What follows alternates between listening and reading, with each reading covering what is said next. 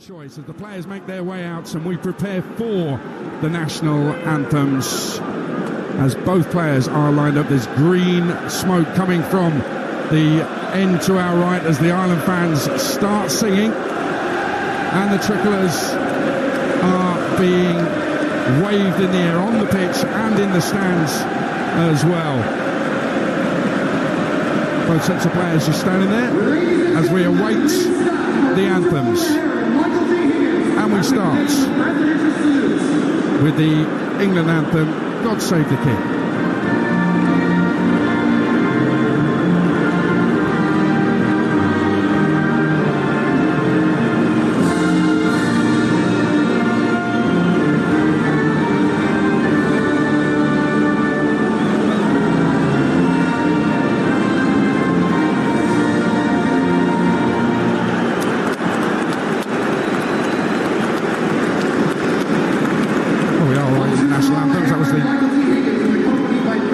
Nations League anthem.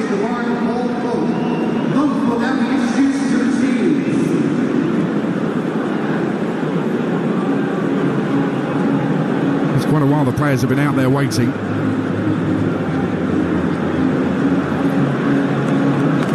As we had an interloper on the pitch, joining up with the players as they lined up. He's been led away, and rightly so as well.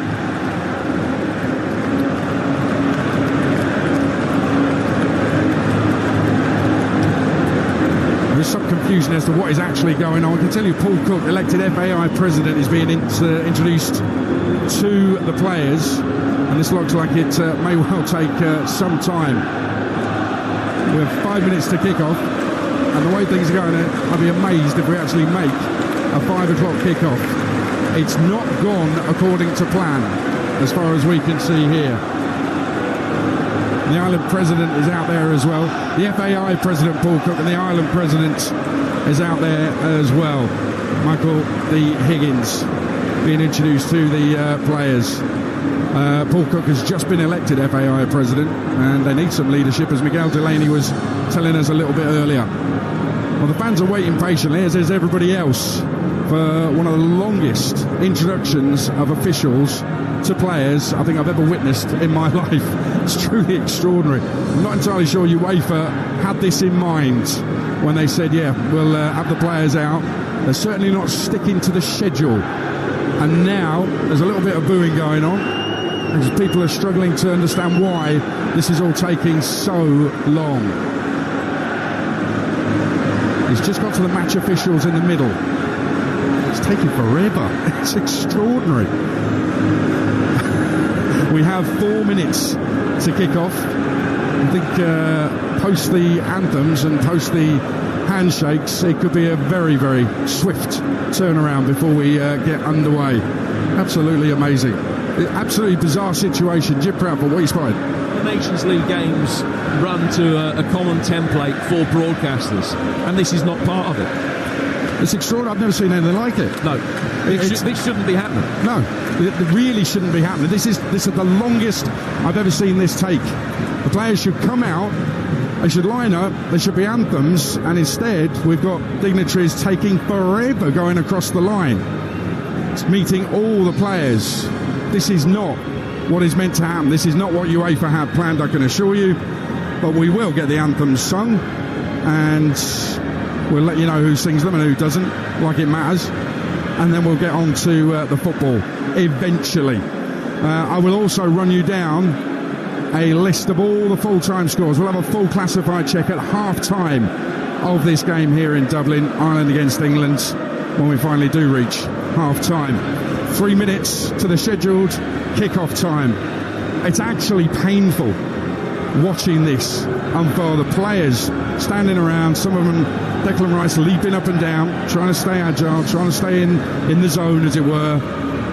But this is taking forever. I think he's shaking hands with all the ball boys who are stood in front of the players, as well as the players. He's talking to everybody, stopping to talk. This is Michael D. Higgins, the Ireland president, stopping to talk to everybody. Good luck to him, and we wish him well. But that has taken far too long, as he now makes his way towards the touchline, and a very generous round of applause. He waves to everybody, gets a big cheer. We'll wait for you, sir. Thank you very much.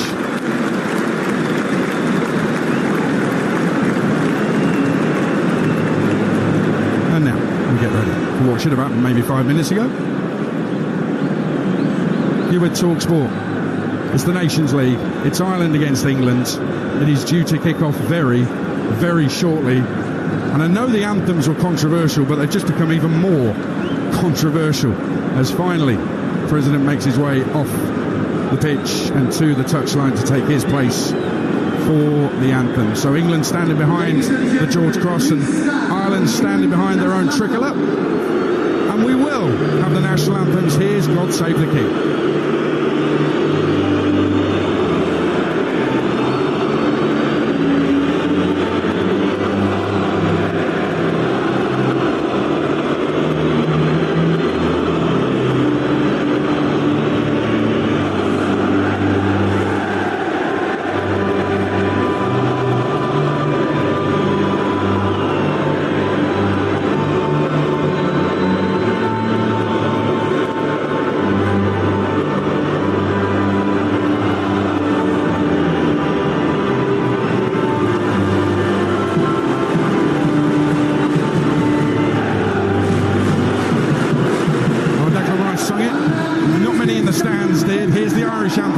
Song Oran Nabeen.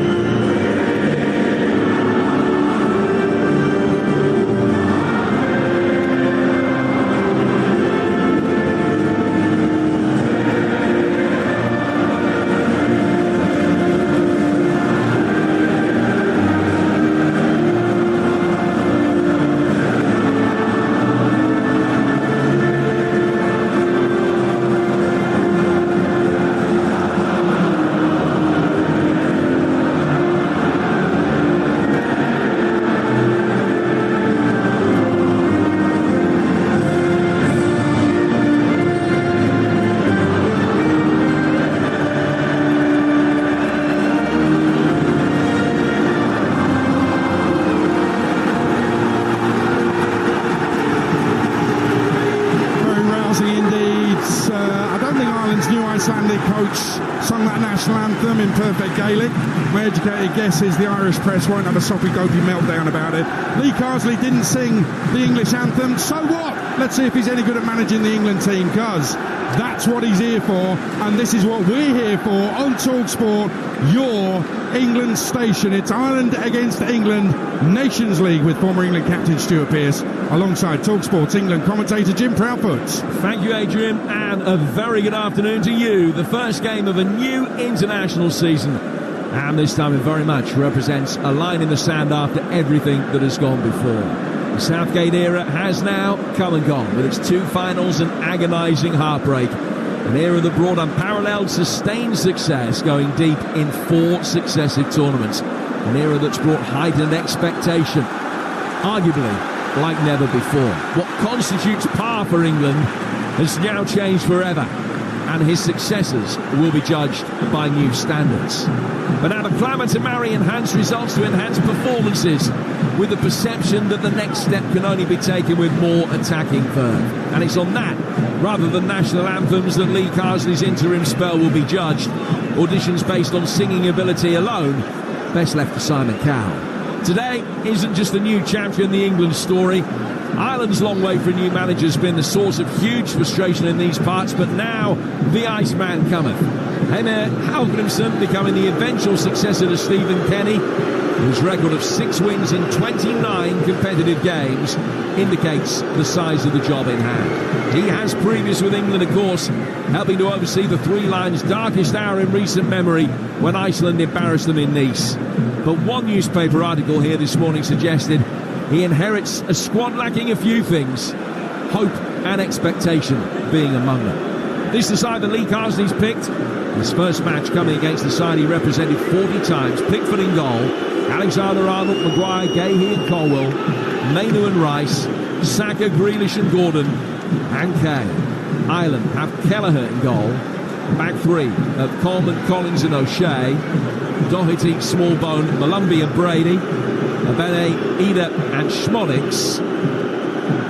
And the substitutes for Ireland: O'Dowda, Omobamidele, Brown, Ferguson, O'Brien, McAteer, Scales, Knight, Robinson, Parrott. Now the two goalkeepers, O'Leary and Travers. England subs: Lewis, Stones, Gallagher, Livramento, Conser, Gibbs, White, Gomez, Bowen, Eze and Madueke. And their substitute goalkeepers are Henderson and Pope. The referee today, Jose Maria Sanchez from Spain, who officiates England for the first time. He has been here before, and we do have VAR. Well, this is a time of new beginnings and fresh starts. The first part of the interims interview comes in the heat of an international derby, with players brought in from the cold, sprinkled amongst the tried and tested. Ireland, England, the departure point towards the Three Lions future. And with England in white shirts and dark blue shorts, they get the game underway, kicking from right to left in this first half. The ball played back for Mark Gahey, who's actually playing on the right of the two centre-halves, with Maguire to his left. Straight away, motion to play the ball forward, and then dummied back inside. Maynard almost caught in possession. Ball laid back for Jordan Pickford, and England will play out from the back, able to play through the early Irish press with relative ease. 30 seconds in, I'm delighted to say that Stuart Pearce, as always, is alongside us. Stu? Afternoon, Jim. Absolute pleasure to be alongside you again. Fantastic summer with you, and obviously off we go again on a new campaign with the national team. So be interesting to see how we go today. New manager in the dugout, new coaching staff. Interesting times. Alexander-Arnold playing an excellent long ball forward. Anthony Gordon able to pick it up. The call for handball against him was probably correct, but it was really late. It's about 3 or 4 seconds after the ball had bounced up and hit him. But the officials between them, as I say, probably got the decision right, and it will be an Irish free kick, not too far outside their own penalty area. So interesting there in that passage of play. Trent playing at right back. It is a pretty orthodox 4-2-3-1 when England don't have possession, but when he had it, he came straight into the centre circle and into midfield to be able to drive the ball forward for Gordon. Yeah, I think he'll offer that option. You know, it's something he's used to doing and quite happy to do. Now the ball flicked on intelligently down the right-hand side for the Irish, hooked inside the penalty area, and has it gone over the line and out of play for a corner? It has. Gordon trying to stop that, and then there's a little coming together between Grealish and Malumbi. Neither of them shrinking violets. A little bit of handbags between the pair of them, a bit of pushing and shoving going on, but it will be a Robbie Brady corner to restart proceedings on the Irish right-hand side. The eventful opening couple of minutes. Yeah, I mean, what the Irish will be looking to do is keep on the front foot, keep this atmosphere that's emulating around the ground that they've created before the game, and it's important they do that. England, like all away teams, looking to break the sort of momentum of the game, but what they've also got to do as well, hurt the Irish with attack-minded play and put them on the back foot. So Brady to take this corner. It'll be a left-footed in-swinging delivery from the Irish right-hand side. Plenty of congestion in front of Jordan Pickford. It took a touch on its way through, which made it a difficult chance for Malumbi coming in at the back post. He got his head to it, but it's hit him really, coming in really quickly, deviated in the flight just in front of him, and the header's gone over the bar. Yeah, I think it was Maguire who got the touch on. He was first contact, and it just span off the top of his head, and really unfortunate there. It's hit him rather than someone getting a natural decent contact on the ball. So really positive start as far as the Irish are concerned. Better of the opening 3 minutes. Jordan Pickford taking a goal kick. Everybody had lined up towards the left-hand side of the pitch. He's gone the other way. Found Alexander-Arnold. Saka trying to supply Alexander-Arnold with the return ball. Can't quite get the angle right. Ireland clear into Saka. And he comes off his chest and goes out of play for a throw that will be taken on the Irish left-hand side by Robbie Brady.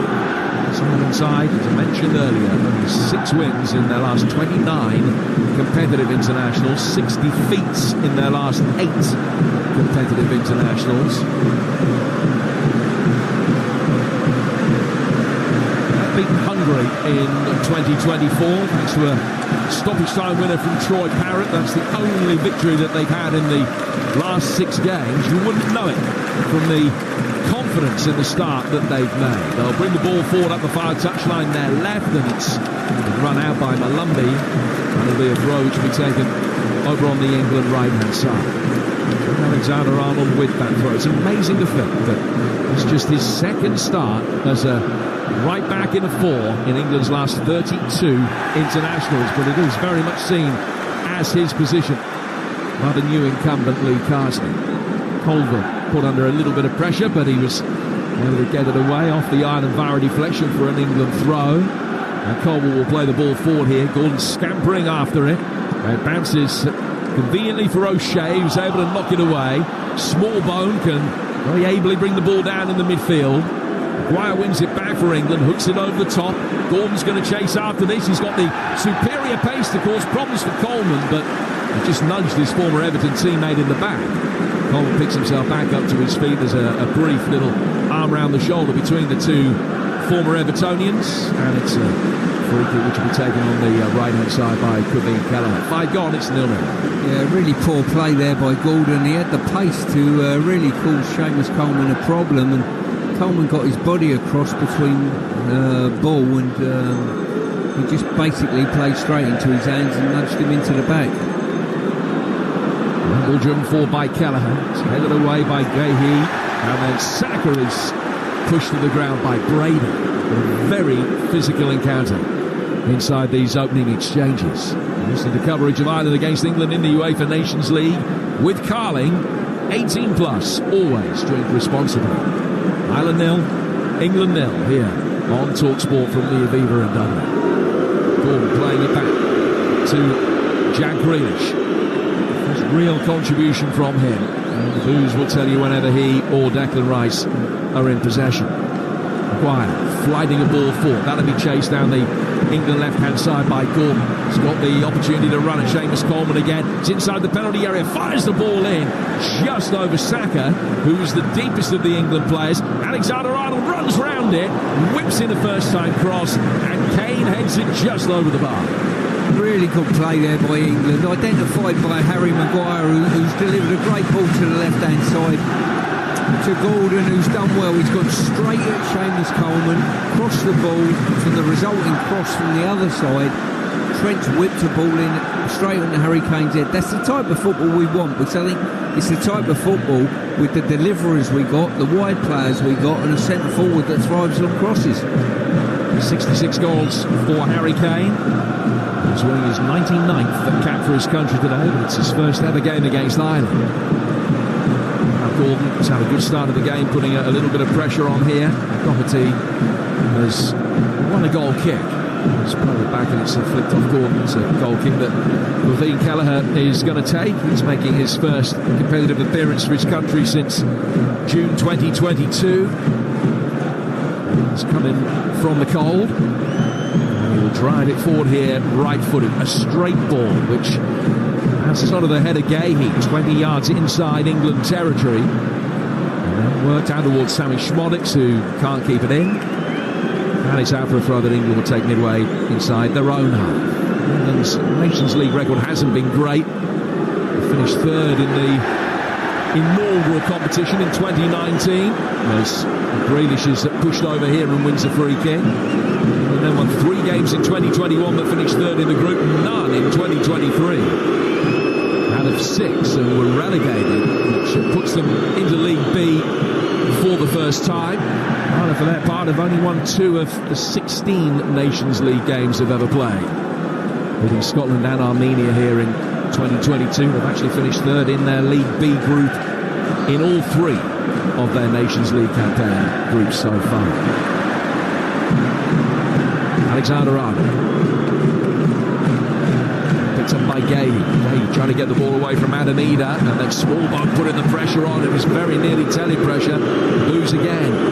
dictate that Grealish is in possession, and this time he can run with purpose, trying to get away from Malumbi. Works it to his left-hand side where Colwell will work it back through the midfield for Gordon. Bigaboo's reserved for Declan Rice as he recycles the ball to his right-hand side for Alexander-Arnold. Now he comes back for Kobbie Mainoo, still just 19. I think with the year that he's had, that this time last year he'd still never started a Premier League game. Grealish to Gordon, back for Grealish again, with football around the edge of the penalty area. Smallbone stops Grealish making any further progress. He's had to go back. Mainoo's got it now, and a sliding challenge comes in from the retreating Schmolitz. That diverts it away from Rice and to Irish safety in the form of Kelleher. 9 gone, 0-0. Yeah, even in these early stages, Jim, when England up the tempo of what they do, they play quicker, they move it quicker. Ireland struggle to deal with that, and that's what they've got to do. They've got to play at a tempo that doesn't suit Ireland. If they slow it down, which they do at times at the back, I think Ireland are more than happy for that to be the case. When we've upped the tempo, we've looked good. Sorry, so you say that they play it quicker. They play it quicker than Ireland play it, or they play it quicker than England have played it in the last 18 months or so? It's probably both, to be quite honest with you. I was always told by Brian Clough, if you're playing against lesser sides, on, so to speak, you can see it quicker and you can play it quicker, and that's exactly what England have got to do. But they've lost possession here. Obene, Malumbi, Schmolitz, and it's well saved, but been only out for Obene again, right-hand side of the penalty area. He has support behind him. Doherty trying to play it in. Grealish stopped him getting too far. Got his body between Doherty and the ball. And Pickford can come out and pick it up. But the first shot on target of any real note, well saved by Jordan Pickford. Yeah, the ball broke really well there, and it's a switch ball. Malumbi come in from the left-hand side. Sorry, Schmolitz come in from the left-hand side, got his shot away. And I think maybe Pickford should have done slightly better in keeping it closer to his body. And now Gordon can make his way through, and he's been found, and Kelleher saves with his legs. Gordon has it again, right-hand side of the area, pulls it back for Kay. Rice comes onto it, lashes it in. It's 1-0 to England, and it would be Declan Rice. Boos from the Irish fans, the most muted of celebrations from England's number 4. But ecstatic celebration from those in white at that end of the ground.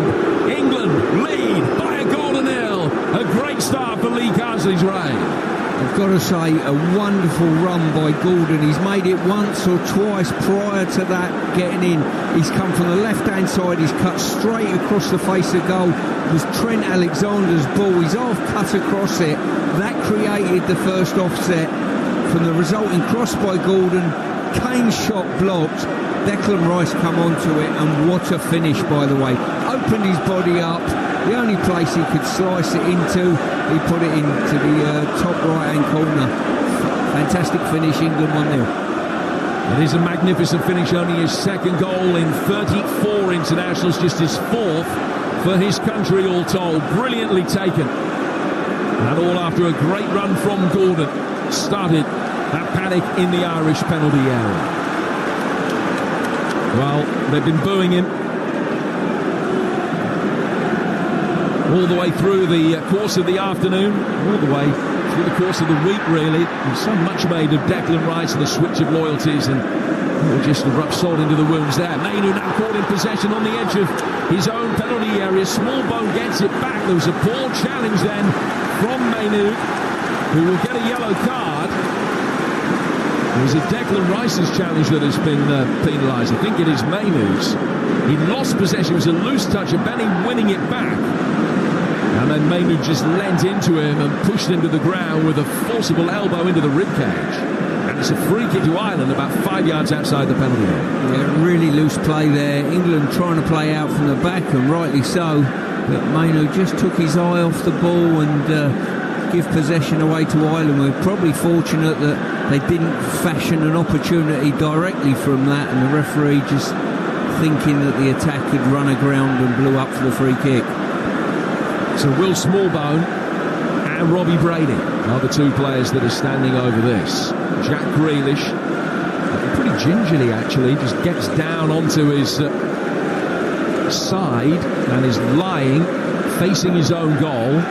with his back just behind England's 5-strong wall. This is a really good position. Pickford just shuffles across to his right-hand post, trying to make sure that the wall is in the right place. It isn't. And he has asked that when somebody comes off the end of the wall, he's wanted Saka to come away from the end of the wall and go from one side to the other. Now he's gone back again. He's not standing actually tight to the wall. So there's a slight gap between, an intentional gap between England's first and second players in that wall. Is it going to be Smallbone with his right foot or Brady with his left? Smallbone shuffles towards it, goes back. Brady hits it straight into the wall. The wall then breaks to try and win the seconds, and they've been able to do that and might be able to lead a counter-attack. Rice with another great touch. 4 against 2 here for England, bring it forward. Gordon to his left-hand side. Here is Gordon across the edge of the 6-yard box. Kane forces a save from Kelleher. England still have it. It's back for Mainu again. Mainu to Grealish. Grealish on the edge of the area. Setting up Rice. Rice knocking it through. Shot on the turn from Saka is blocked. Rice wires into a challenge, but Schmollis can bring it away. He launches it forward. Ida will chase after that. And Ida has won it on the left-hand touchline. Did he keep it in? The referee says that's academic because he's committed a foul. But England pushing forward, but the Kelleher. England could have been 3 up in quarter of an hour. Yeah, they could. Once they raise the tempo of the game, Ireland look a little bit wanting on occasion. Good movement by the players, both with and without the ball. And it's causing big problems. Declan Rice did so well with the finish. He did really well then as well. Just being able to poke the ball away and lead that counter-attack. Gahey gets it out towards Rice. Rice forward towards Saka. Saka turning through the midfield to try and get away from Smallbone on a beautiful Dublin afternoon. Gorgeous late summer's day here. Blue skies, not a cloud in the sky. And not too brisk a day either. England playing at a good brisk tempo. Have it with Gordon. He's pulled it back for Colwell. Cole for Mainu. Mainu to his right-hand side. Controlled by Mark Gahey. Back here for Harry Maguire. Recalled to the England team for his 64th cap today. And then played forward towards Grealish, who was fouled by Coleman. And England have a free kick 15 yards in Irish territory. They lead by a goal to nil. Declan Rice 5 minutes ago. Yeah, Ireland have got a problem on their hands trying to keep control of England at this moment in time. England have got the ascendancy, they've got the possession of the ball. What they need to do is just keep moving it quickly, creating those spaces and running and moving off the ball, certainly from the wide areas, Jim. And now Mainu with the long ball straight through the middle. It was Rice that had made a good run from deep in the midfield, but he couldn't get there. Kelleher coming out and claiming both hands above his head by the penalty spot to make a comfortable save. At the moment, possession 72-28 in England's favour. 6 shots to 3 in England's favour as well. But it's the Irish that have had the game's only corner so far. As Maguire heads away. Now brought down by Bene on the edge of the penalty area. He started well. England able to poke that clear. And Saka will lay it back for Rice. Now Margay, can bring it forward and play down towards Levi Cole. His only previous cap came in a victory against Australia back in October last year. He's had to wait very patiently for this opportunity in that problem position that England have found themselves in at left back over the relatively recent past. But Cole will be given the nod there today. Rice has it again, controlling things in the midfield now. Smallbone comes across to put a little bit of pressure on it. Rice goes to his right-hand side for Grealish, and the pass is popped straight back again. Gahey now to Maguire. Maguire can bring it forward inside the centre circle. He will feed it to his right-hand side for Declan Rice. Gordon supplying the width on the England left, but not making a dynamic run forward. He's just sort of shuffling in plenty of space on the left-hand side, but not playing too high. There are plenty of others, including Alexander-Arnold on the far side, much higher than him in this phase of play. Gordon coming back to halfway and almost filling in at left back. So this is the kind of fluid movement that we haven't often seen from England, with the left back going past the left winger and vice versa. Gordon and Colwell just exchanging passes now, and they shuffle back to their more natural positions as Colwell lays it back for Gahey, who's in the central area, 20 yards inside his own half. 1-0 England lead, good value for it as well through 18 minutes.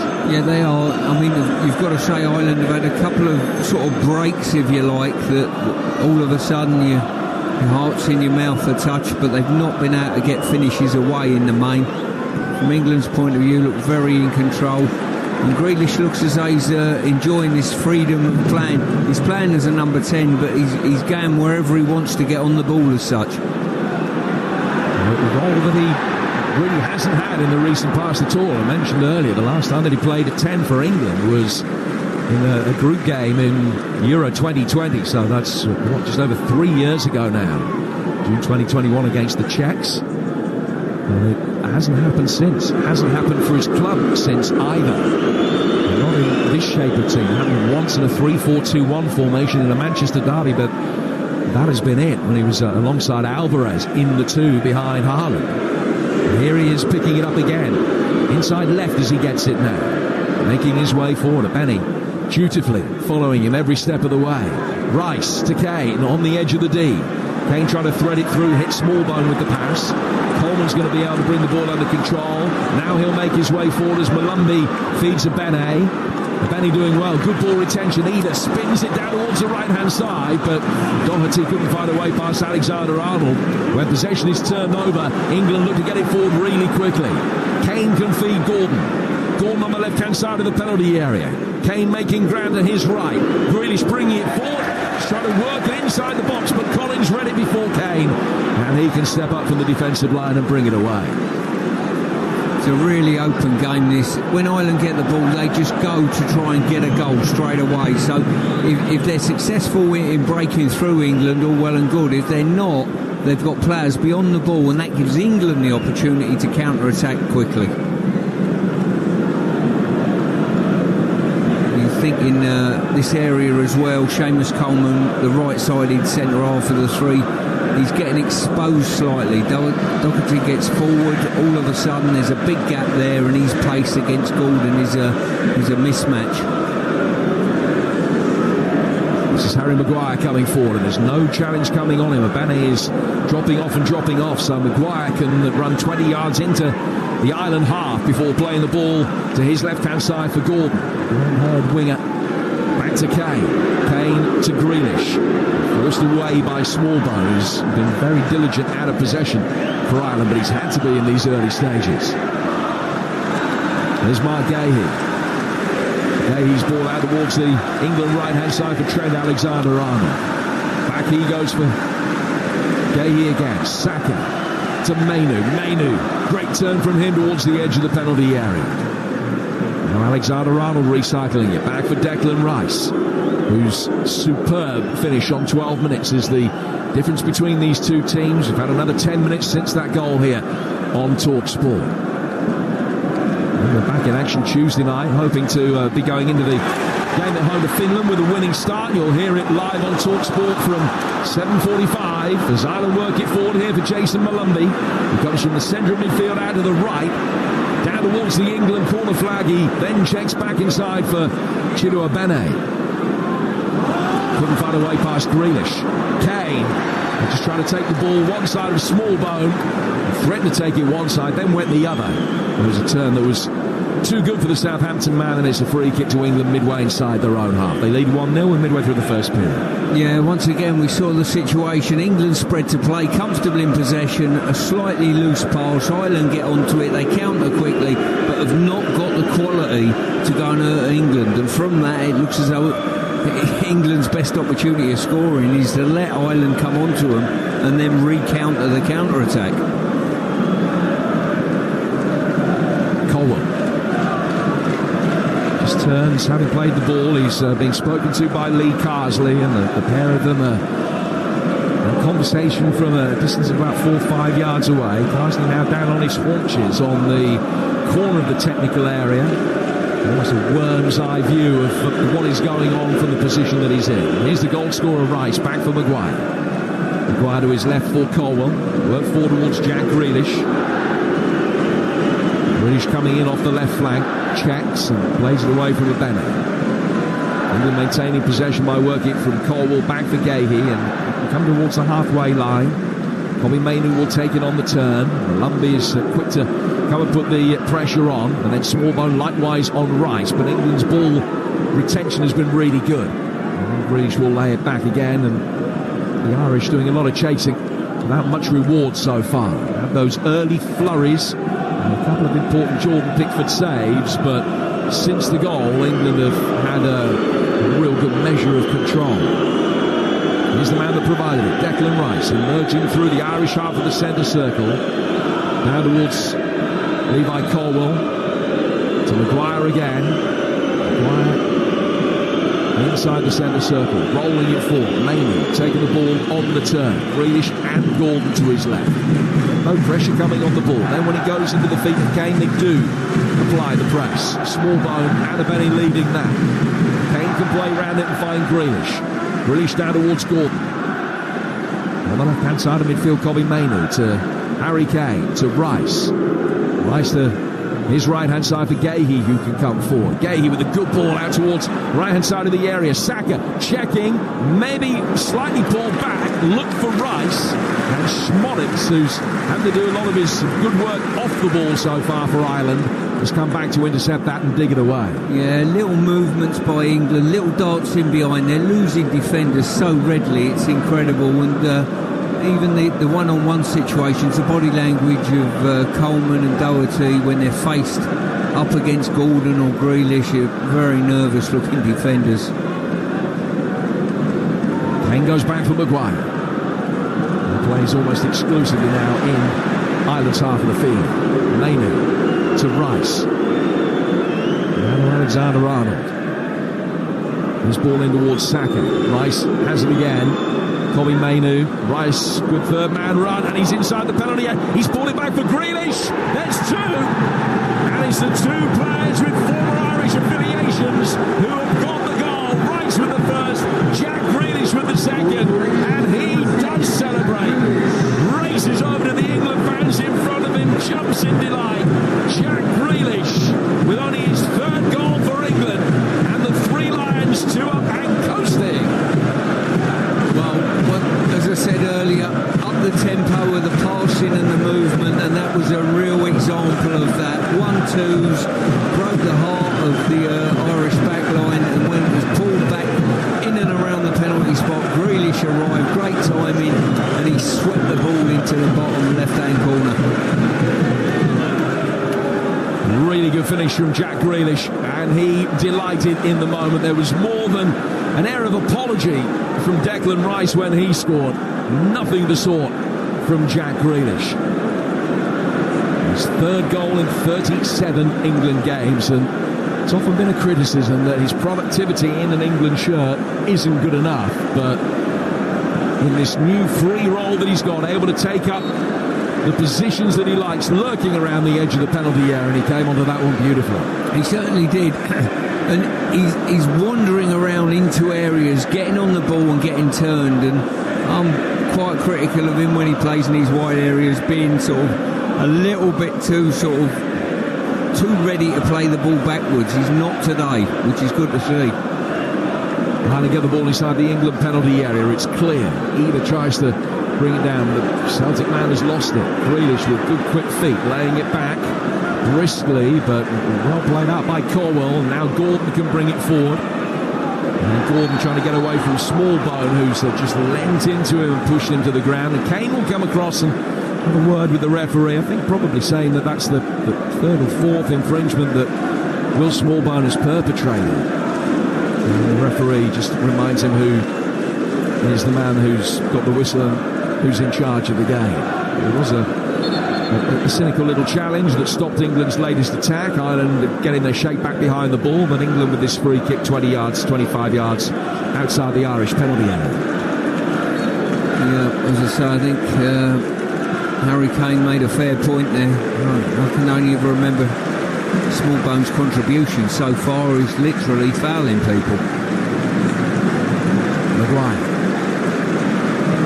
to his left-hand side, in towards Jack Grealish. Grealish is being followed every step of the way by Coleman. It's good Tigerish pressing, and then Coleman throws throwing Grealish to the ground or pushing him over right in front of Lee Carsley, almost pushed Grealish into his manager. And then he indicated to the referee that he felt that there was a dive. The referee tells England to restart play with the throw. He felt that there wasn't too much of a case to answer.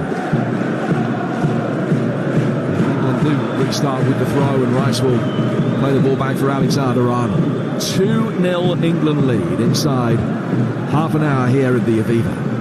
0-0 the last time the two sides met here. 3-0 the last time the two sides met at all, which was the Wembley game behind closed doors in 2020 at Wembley. And we were immediate aftermath still of COVID. And we won that 3-0.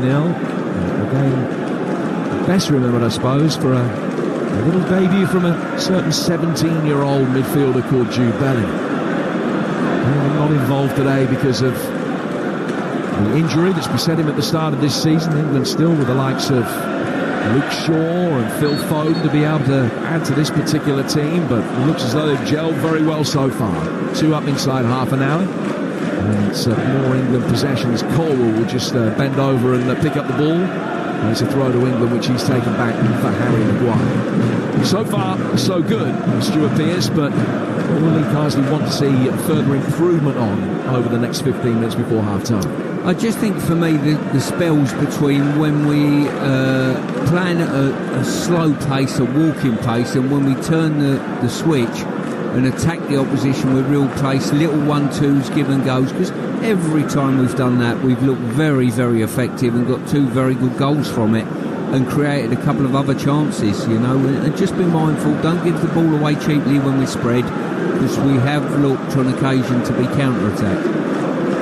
Grealish poking it forward for Alexander-Arnold, coming forward from centre midfield, and both Gordon and Kane have made the same run, or more accurately, neither had made a run. They both dropped off wanting the ball into feet. And he was expecting one of them to try and get in behind Nathan Collins, and the pass goes through for Kelleher, and then the next phase of play, it's an Ireland free kick, a Benny foul, and Colwell cheekily picks up the ball to stop the free kick being taken quickly, which Benny took a little bit of understandable exception to. It will be a free kick that Ireland will take just inside their own half. 31 minutes gone. That's the prognosis where things can improve.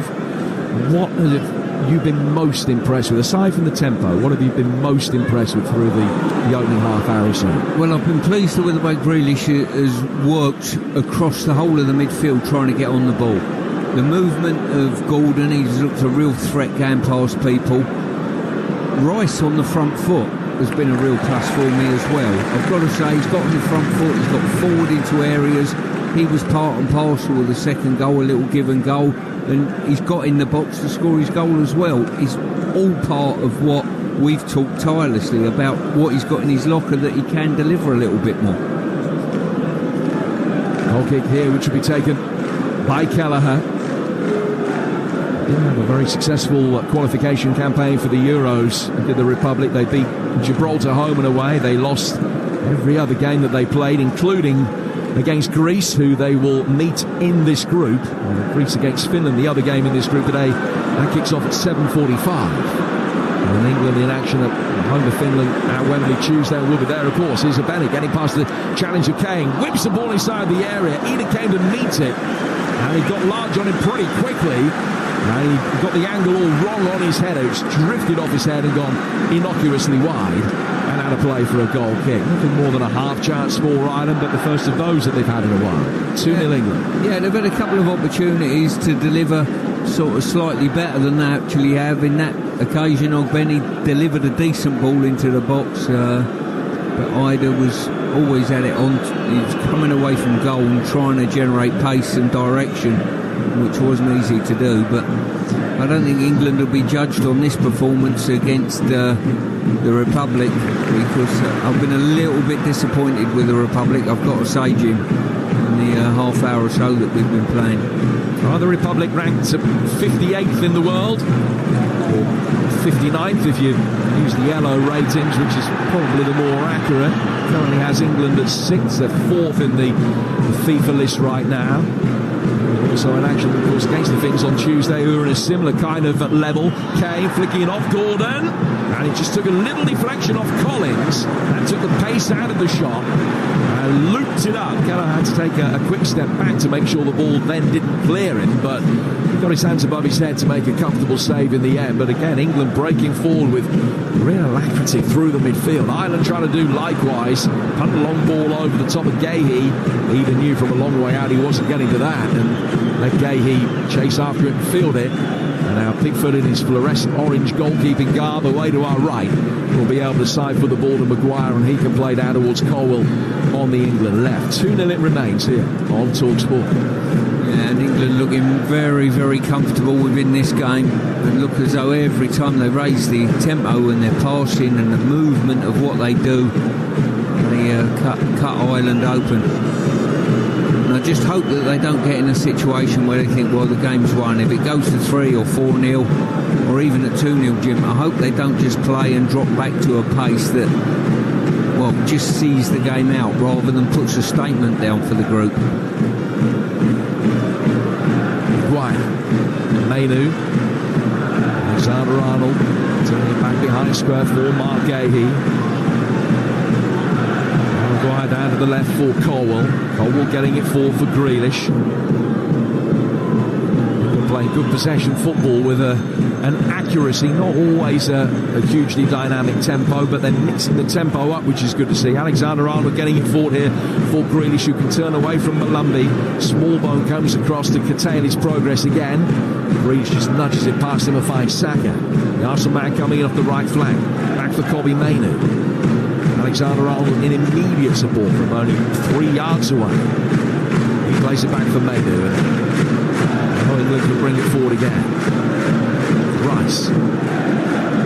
Saka making a dynamic run down the right-hand side of the penalty area, but Alexander-Arnold resisted the temptation to try and play him in. England cycling it back across the back line again.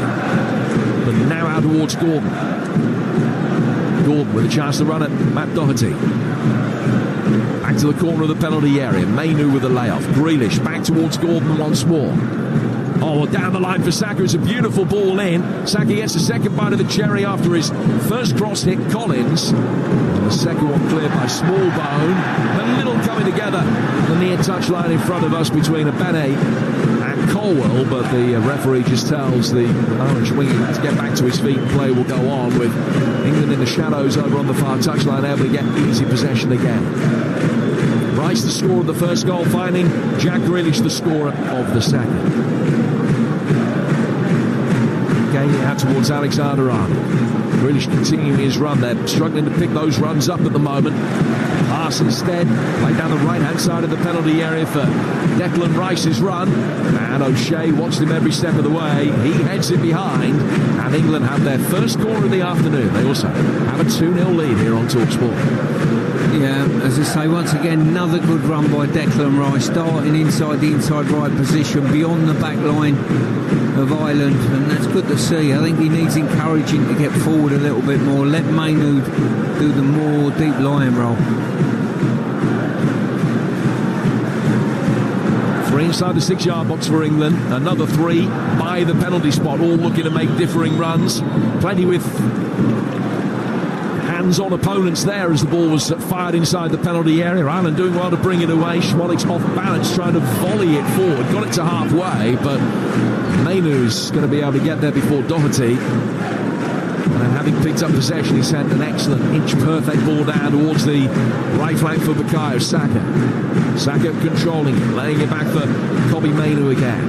Mainoo has got Grealish to his left, but still inside the centre circle. Now Trent Alexander-Arnold controlling it, waiting for Ida to commit.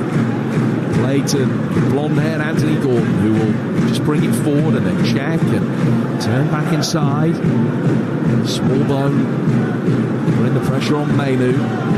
He's able to easily find Harry Maguire. The 2 Manchester United men combine again. Mainoo then goes back for Gahey. Gahey to Rice.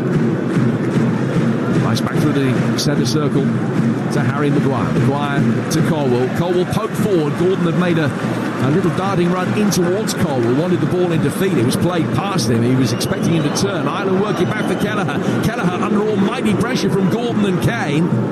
And he got a low, scuffed clearance away. He got it well outside his penalty area, but back it comes again. Saka's ball in. Kelleher just got there ahead of Kane. Kane ends up in the net.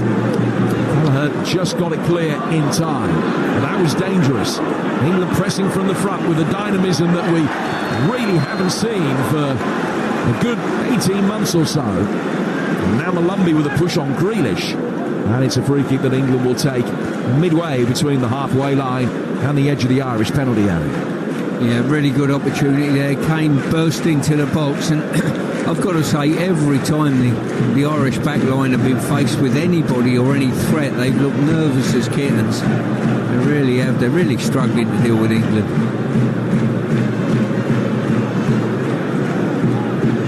So Kane stands just in the D, and now he's making his way to the penalty spot. He's joined by Maguire and Rice and Colwell. It's Trent Alexander-Arnold who's going to take this. He does have the option of a quick reverse switch towards Gordon. That's looking like a 33-1 shot from here. Has fired it inside the penalty area, and it's gone over Maguire, who's just well eased out of the way by Eder. And it's been the pair of them that goes out of play for a goal kick. Disappointing set piece that. Yeah, it was. When you're delivering a ball maybe 40 yards out on the width a little bit here, you've either got to deliver it so it's curling but it stays within the confines of the goal, or float it to the far post and can't go out of play. That was a sort of combination of both really that flew out the back door. Maynard to Grealish, Grealish to Declan Rice. England completely dominant now. The early Irish storm has blown itself out, and England have long since been the better side. But another misplaced cross, that one too high from Alexander-Arnold, and Gordon knew he wasn't going to get the jump on Doherty. And the ball is past him and out of play for another goal kick. Well, as auditions go, so far so good as far as Lee Carsley's concerned. He knows he's got 6 games, all against opposition that England are expected to beat very handily. Certainly if you look at the world rankings, that would be the case. And on the strength of those 6 games, not necessarily the results, but the way that England play, then the judgments will be made about his future. So 12 halves of football to impress, and the first one has gone pretty well. But I'm on the front foot now with a Benny. Gordon coming back, has managed to get back goal side, and he's forced the Benny back and back. But he hasn't got possession back, and he's done really well, the Ipswich Town man, to feed the ball to Malumbi in the centre of midfield, and Ireland will come again from the left-hand side. Brady driving across him, handball shot against Saka, that wasn't given. But Brady then lunged to try and win the second ball, caught Saka, play goes on, England bringing it forward quickly upfield. Grealish for Harry Kane inside the penalty area, and his left-footed snap shot hits Coleman and deflects into the hoardings in front of those travelling England fans for another corner. Yeah, Saka managed to retain the ball on the edge of our own box. Then we broke, but the trouble was we broke with Kane, we broke with Grealish on the ball, and what we needed to do was get the likes of Gordon burst in a lung, and Saka get burst in a lung to get with him, and that's what we didn't do. Maybe we would have done that if it was 0-0. Alexander-Arnold across to take this corner, and on his leisurely journey towards the loose ball from down behind the dead ball line, he applauds the England supporters, then puts both hands above his head as he nonchalantly dribbles the ball towards that corner quadrant. I'm not sure that is legitimately placed, that football. It looks as though there's a clear daylight between the quadrant and the ball, but it's going to be allowed to take it. It's fired in towards the edge of the 6-yard box and cleared. Clearing Irish header falling for Grealish. Back for Gordon again.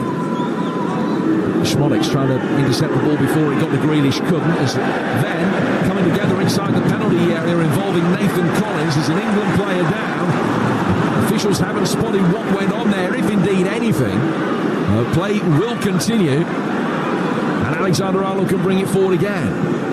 Little reverse ball in, couldn't find Harry Kane. Colwell, who was the England player that went down after that, coming together with Collins. Then found himself as the most advanced for a while. Ireland will bring forward quickly. Abene with breathtaking pace, but no quality in the cross. Done all the hard work, trying to stand it up towards the far post and hit it too long. In it comes again the next phase of play. That's cleared after a cross from Doherty. Coleman back out to Robbie Brady. Brady in from the Irish left. Headed away comfortably by Gahey, but he's picked up a problem, I think, and he's down on his knees inside his own penalty area, and then are coming together between Schmolix and Gordon right in front of the assistant referee, that the assistant referee's taken exception to. He flags as Schmolix walks past the referee, who shows him a yellow card. Yeah, I'm all for being aggressive in the tackle and in the press, but Ireland have given some really poor free kicks away and just killed the tempo of what they're trying to achieve. Well, that was an excellent break down the left-hand side. Abene, who's been playing down the right, switching flanks quickly on that counter, and his pace is breathtaking. And that's no surprise. He's arguably the quickest player in the Premier League. He just burst past the England back line. Thankfully, from an English perspective, far too much air underneath the cross, otherwise there could have been problems. Yeah, as I say, done everything right apart from the cross. And as they say, Jim, it's the most important thing, the final ball. 20 seconds plus stoppage time to go in this first half. 2-0 England lead. Declan Rice on 12, Jack Grealish on 26. Here's Rice again. He's playing the ball through the midfield. The Irish press undone relatively comfortably there. Mainu back for Rice again. Rice chipping the ball down to the left-hand side for Levi Colwell. The fourth official has indicated there will be an additional 1 minute. So just 1 extra minute to be played. Grealish.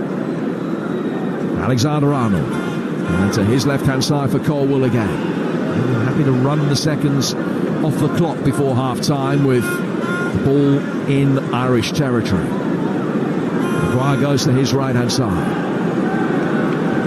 Gahey. England have slowed things down almost to a literal standstill, and when Gahey plays the ball towards Maguire, does either try to initiate the press. Nobody really went with him, and England can go back to almost the exact same position they were in again, and Alexander-Arnold slows it down to a standstill again. Now Smallbone comes in, keeps Alexander-Arnold honest. He plays it to Gahey, now out towards Rice. Rice letting the ball stop between his feet, and Alexander-Arnold doing likewise, and the referee said, I've had enough of this, let's just blow for half-time. Excellent first half for England. First 5 minutes, real harem-scarum frenetic stuff, but England settled down. Declan Rice, who won 3 caps for Ireland, lashing England into the lead against the Irish, and Jack Grealish, the former Irish under-21 international, doubled the advantage just before the half-hour mark. Really, really promising 45 minutes, albeit against limited opposition. Half-time, Ireland 0, England 2. It's the two Irish lads with the goals, Declan Rice and Jack Grealish. There's a banner among the Irish fans calling both of them snakes. Well, they both slithered into the box and rattled the back of the net. Ireland 0, England 2 at half-time, live on Talksport. Let's take a look at the half-time highlights, thanks to Carling. Half-time highlights on Talksport with Carling. 18 plus, always drink responsibly. Well, former England captain Stuart Pearce, before we talk about the goals, talk to me about control. England had control largely for that first half, didn't they? Yeah, they did. I've got to say, aside from the first few minutes, I've been really, really unimpressed with Ireland. I was expecting more from them. I thought they'd make it more uncomfortable for us. Whenever I see any of their defenders go and press any of our players in possession, they're 3 yards off because of the fear factor of being beaten. And it's enabling England to just dominate play, really. And any quick give and goes, they're just leaving players for dead. And the scoreline, probably, it's 2-0. Could have been more. Rice and Grealish, I mean, you couldn't make it up, could you? Rice not celebrate. Imagine, I mean, he rarely scores goals, rarely scores for England, scores a goal, and he feels he can't celebrate.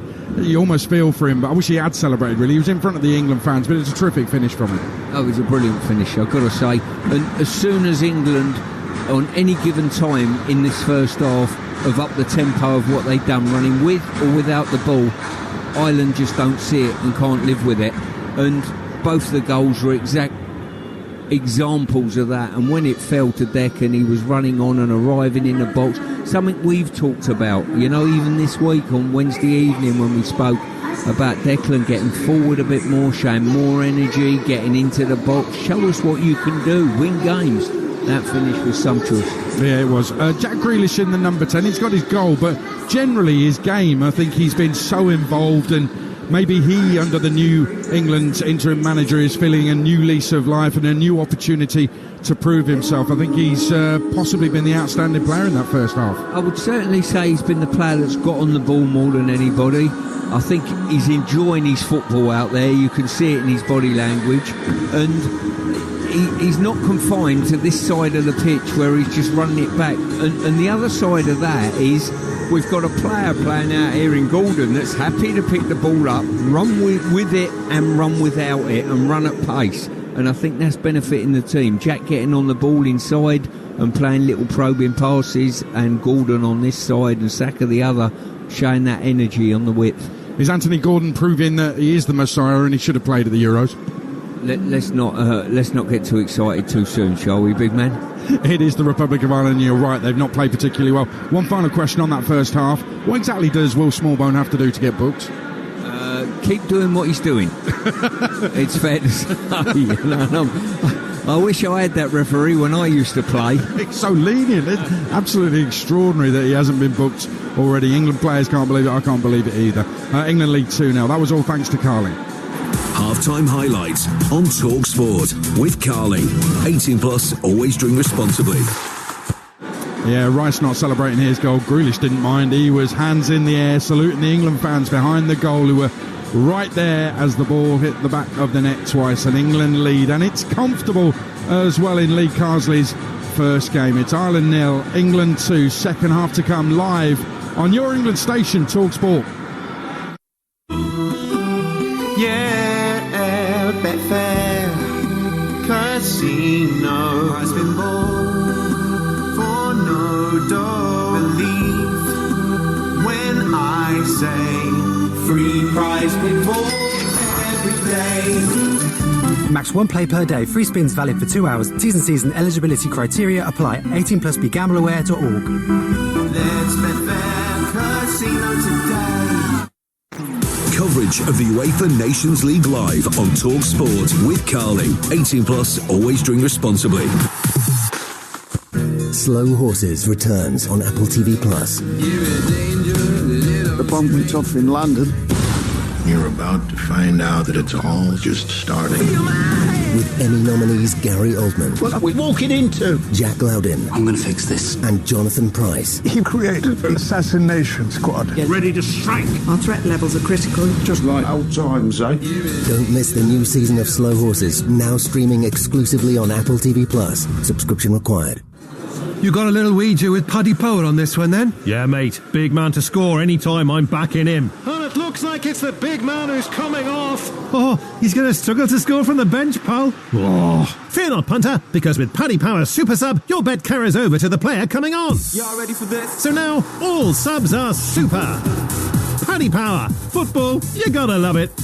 Valid on selected leagues and markets only. Pre-match and in-play bets on qualifying player outcome selections only. T's and C's and exclusions apply. 18 plus begambleaware.org. The Philly cheese stack is back at McDonald's. 2 beef patties, crispy and grilled onions, cheddar cheese, all topped with a melted cheddar cheese sauce. What could be better?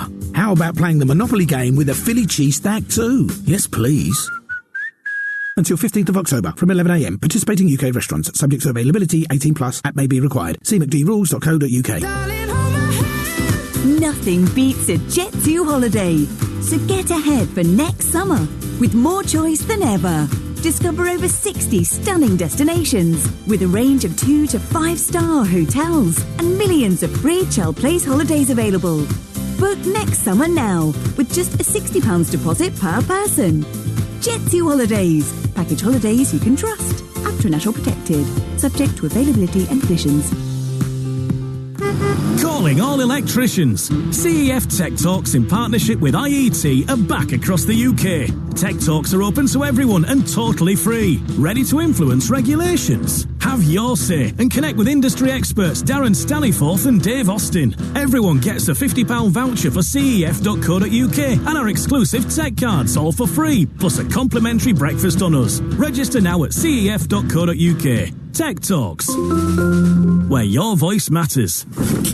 Amazon now brings you the Champions League. Whoa, Gabby Logan, in my living room. Tuesday's must-watch match. What a fantastic night of football.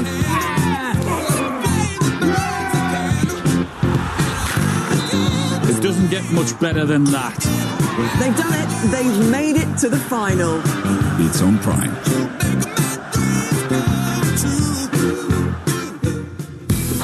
On 1089 and 1053 medium wave. Online, on your mobile and on your smart speaker. Talksport. Well, the Irish fans underwhelmed with that first half. What have they got under their new manager in the second half? They trailed by 2-0 against England. Full classifieds are coming up, as is the second half of Ireland 0, England 2. But let's get an update on the Paralympic Games with Channel 4. Paralympic Games update on Talksport with Channel 4. The home of Paris 2024 Paralympic Games coverage this summer. And here's your update from Paris with Talksport's Michael Waddock. Well, no debate here, Adrian, about the belting out of the national anthem. Paralympics GB have done it 45 times at these games. They're now up to 112 medals. Two to tell you about this evening. In the swimming, Alice Tighe won bronze in the butterfly. And at Roland Garros in the tennis earlier, Alfie Hewitt won the wheelchair singles silver medal. He lost 6-2, 4-6, 7-5 to Takita Oda of Japan. Earlier on today, we saw medals in cycling, equestrian and para-canoe. And tonight, Paralympics GB in wheelchair basketball's gold medal match against the US at the Bercy Arena. And Hannah Cockcroft going in the final of the women's 800 metres, looking for her 8th Paralympic Games gold medal. That was our update on the Paralympic Games with Channel 4. Michael, thank you very much. Tune into the Paris 2024 Paralympics Games on Channel 4, the home of the Paralympics coverage this summer. Paralympic Games update on Talksport with Channel 4. The home of Paris 2024 Paralympic Games coverage this summer. This is game day. Full-time classifieds. Well, here's all the results this Saturday in Lithuania. First of all, Celtics women won their Champions League game 2-0 away. Shannon McGregor and Catherine Leversky with the goals, 2-0 to Celtic. League 1 this afternoon, Barnsley 2, Bristol Rovers 1, Charlton 1, Rotherham 1, Wrexham 3, Shrewsbury 0. Wrexham go top of the table. In League 2, Barrow 1, Swindon 1, Bradford 2, Carlisle 1, Cheltenham 1, Harrogate 0, Chesterfield 2, Grimsby 1, Colchester 1, Bromley 1, Crewe 1, Morecambe 0. Morecambe stay bottom of the table. They've lost all 5 games 1-0. Doncaster 1, Gillingham 0. Donny a point clear at the top. MK Dons 1, Walsall 0. Newport 1, Port Vale 4. Notts County 2. Accrington 0. County goes second. In the National League, Altrincham 4, bottom of the table, Ebbsfleet 0. Braintree 0, Woking 0. Eastleigh 1, Tamworth 0. AFC Fylde 3, Yeovil 4. Gateshead 2, Barnet 0. Gateshead a point clear at the top. Hartlepool 0, FC Halifax Town 0. Maidenhead 1, Dagenham and Redbridge 1. Oldham 1, Southend 1. Solihull Moors 0. Forest Green Rovers 1. Sutton United 0. Boston United 3. Wealdstone 0. York City 2. And a game ongoing right now as a 5:30 kick-off. It's Aldershot 0. Rochdale 1. National League North, Alfreton 1. Scarborough Athletic 1. Buxton 2. Rushall Olympic 0. Chester 1. South Shields 0. Chorley 2. Kidderminster 1. Kings Lynn 0. Curzon Ashton 2. Marine 0. Darlington 0. Needham Market 0. Farsley Celtic 1. Peterborough Sports 0. Brackley Town 2. Scunthorpe 1. Warrington 1. Southport 2. Radcliffe Borough 2. Spennymoor Town 0. Hereford 0. In National League South, Chelmsford 3. Bath City 0. Chesham United 3. Aveley 2. Chippenham 0. Tunbridge Angels 0. Dorking 1. Weymouth 2. Enfield Town 1. Maidstone 4. Farnborough 3. Salisbury 1. Hampton and Richmond Borough 1. Boreham Wood 1. Slough Town 0, Hemel Hempstead Town 1, St Albans City 0, Weston Supermare 0, Truro 0, Eastbourne 1, Welling United 2, Torquay 0, someone checking our commentator, Worthing 0, Hornchurch 0. In the Cymru Premier this afternoon, Ballatown 0, Cardiff Met 1, Connors Quay 1, Barrytown 2, Haverfordwest 0, New Saints 1, Newtown 1, Britton Ferry 0, Pennebont 2, Carnarvon 0, and in a 5:15 kick-off, the latest score is Aberystwyth 0, Flint Town United 1, and finally in the Northern Ireland Premiership, Carrick 0, Portadown 1, Dungannon Swifts 1, Glentoran 0, Glenavon 2, Loughgall 2, and Larne 0, Ballymena United 1. Let's check on the cricket. It's stumps, in fact, in the cricket. John Norman. It is. What a bizarre day we've had here at the Oval, which has finished with Sri Lanka 211 for 5, trailing by 114 runs after England lost 7 wickets this morning.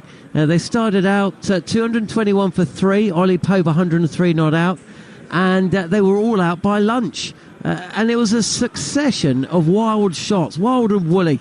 Harry Brooks set the tone. He was dropped in the deep and didn't take advantage of the reprieve before he smashed one to extra cover. He went for 19. Smith, Wokes, Atkinson, and even Pope, who top scored with 154, just followed suit. They were just throwing the bat around and getting caught in the outfield. England, in the end, underperformed with the bat, you have to say. It's a tricky pitch for batting, but 325 all out when they were 191 for 2 yesterday would suggest they left some runs out there. Sri Lanka, though, well, they didn't get off to a particularly good start, as is their wont. 93 for 5 when Dinesh Chandimal was LBW. A second wicket to the impressive Ollie Stone. Nissanka top scoring was 64 before he became the first test wicket for Josh Hull, the 6'7" left arm seamer. De Silva and Mendes then came in, steadied the ship. And on a gloomy day where the play has been on and off due to bad light, only spin was available to Ollie Pope for the last hour or so. And apart from a bad drop by Josh Hull at mid-on to reprieve De Silva, Sri Lanka looked pretty comfortable and actually whittled away England's first innings score. At one stage, it looked like they might not avoid the follow-on. They did that. And now they are just 114 runs away with De Silva 64 not out, and Mendes, and only Root scored more runs than he this series, is 54. So we come back tomorrow with a game in the balance, it's got to be said. Hopefully better weather as well. Sri Lanka stumps on day 2 here at the Oval, 211 for 5. John, thanks very much. Let me tell you about Sven, a Talksport tribute, a special documentary looking back on the life and career of the former England manager, the late Sven-Göran Eriksson, now available as a podcast. Hosted by Paul Hawksby, we explore Sven's early work in Italy, take an in-depth look at his time managing England as well, and along the way we hear from Frank Lampard, Emil Heskey, who both played under him, Henry Winter, the esteemed football writer who works with us at Talksport now, and many more. You can listen now on Talksport's Premier League All Access feed on the app, wherever you get your podcasts as well. And actually on TalkSport's Outspoken feed of podcasts, you can listen to the Sports Book Club shows. The latest one is about Live Golf, and I say it myself, I'm involved in it, but it's actually really good. Production team have worked wonders on it. Scroll down on the Outspoken feed on the TalkSport app podcast section. If you haven't got the TalkSport app, get it. It's free, it's easy to use, simple to download as well. And get it on your phone. You've got loads of podcasts and you can listen to TalkSport and TalkSport 2 easily. About to get underway in the second half here at the Aviva, and they call them snakes. Well, there's been a couple of snake bites, hasn't there? Rice, Grealish, Ireland 0, England 2, second half live on your England station. This is TalkSport, and is the former England captain Stuart Pearce and your England commentator on TalkSport, Jim Proudfoot. And the fact that the atmosphere at the beginning of the second half is in such stark contrast to the atmosphere at the beginning of the game speaks volumes about what has happened so far. 45 minutes of England dominance, possession up in the very high 70s, nearly 400 passes from England, and Ireland still in double figures. No changes at half-time. I'll run through the two teams for you in a moment. Ireland green shirts, white shorts, green socks will get us underway, kicking from right to left. England's travelling support in the much the smallest of the 4 stands here, and the roof like a big hyperactive roller coaster ride sweeps down away to the left hand side, and the England supporters in the smallest of those stands away to our left. 20 rows of them, but delighted with what they've seen so far. Pickford getting his first touch of the second half. Gahey will play it down towards Declan Rice. And Rice can bring it forward here. Good dummy by Harry Kane, letting the ball go through towards Jack Grealish. Grealish working it with the outside of his boot and towards Gordon, cutting inside the penalty area, getting towards the byline and winning an early corner. Just 35 seconds into the second half. Here's Stuart Hicks. Really good play there by England. Swept it from right to left. Doherty done well defensively on his defensive duties, but really good to see the ball being switched quickly and Gordon getting on the front foot and driving at his wing back. Now the goal that Jack Grealish scores, incidentally, his third for his country, his first since the last World Cup. He led in a group game against Iran. The 2 international goals he scored so far, the 5th in a 5-0 win against Andorra, the 6th in a 6-2 win against Iran. This one will have given him a huge amount of pleasure. He's one of those waiting as the corner comes in very deep, and Maguire battling with a Benny, the two of them ending up on the deck. Harry Maguire's reaction suggests that he doesn't really think that was a penalty. There's some wrestling going on from both players at the far post as they were trying to get free. And the ball just went past the pair of them. Maguire had been the target of that corner, but the goal kick is the decision. Yeah, it is. I do wonder if you're a defender in Ogbeni and you're not even looking at the ball, you're just trying to stop the run and stifle the run of Maguire. You're treading a tightrope. Malumbi in the midfield. Excellent play by Mainu, who just rolled his studs over the top of the ball, dragged it back, changed the direction, and then was able to easily turn. England now can bring the ball away from Pickford, playing with a confidence inside his own penalty area. And then Gahey, who's got a boot on his right foot and the other boot in his left hand at the moment, and still involved in the action. And England will get the ball upfield. Gahey now puts his left boot back on. And Ireland have it on the edge of their own penalty area. Getting it forward with Coleman. Into the feet of Malumbi. They're back for Praveen Kelleher again. It's the first competitive meeting of these two since 1991. The two countries back then drew both Euro 92 qualifiers 1-1. The last time they met in a competitive match on Irish soil, David Platt gave England the lead. Tony Cascarino equalised back in 1990. Colwell is having a sure competitive debut for his country. Plays the ball back for Harry Maguire. Maguire will get it forward. Mainu able to take the ball on the half turn. And looking to turn and thought about playing the ball over the top for Saka, but the position of Ida right in front of him stopped that happening. So Gahey will knock it forward. Gahey into the feet of Rice. It's back to Gahey again. To Kane. And trotting back inside his own half. And going back to his centre half, Gahey will find his goalkeeper. Pickford will play it out towards Maguire. Maguire getting it forward out to the left-hand side for Colwell. And now Gordon picking the ball up on the left-hand touchline, comes back through the midfield again. And the second half has started in a very similar vein to what we saw from the vast majority of the first. England with easy possession. Rice just got caught back on his feet to play the second half of a 1-2 there with Harry Kane, but Schmolix can get it away. Then it'll be played down towards Brady, who just kept that in. But his ball up the touchline had to be hurried to stop it going out of play for a throw. And so England have it back at their feet inside their own half and will be able to play out with Alexander-Arnold. 5 gone in the second half. Still 2-0 England lead. And here's the score of the second. Jack Grealish back for Alexander-Arnold again. His left-hand side for Rice.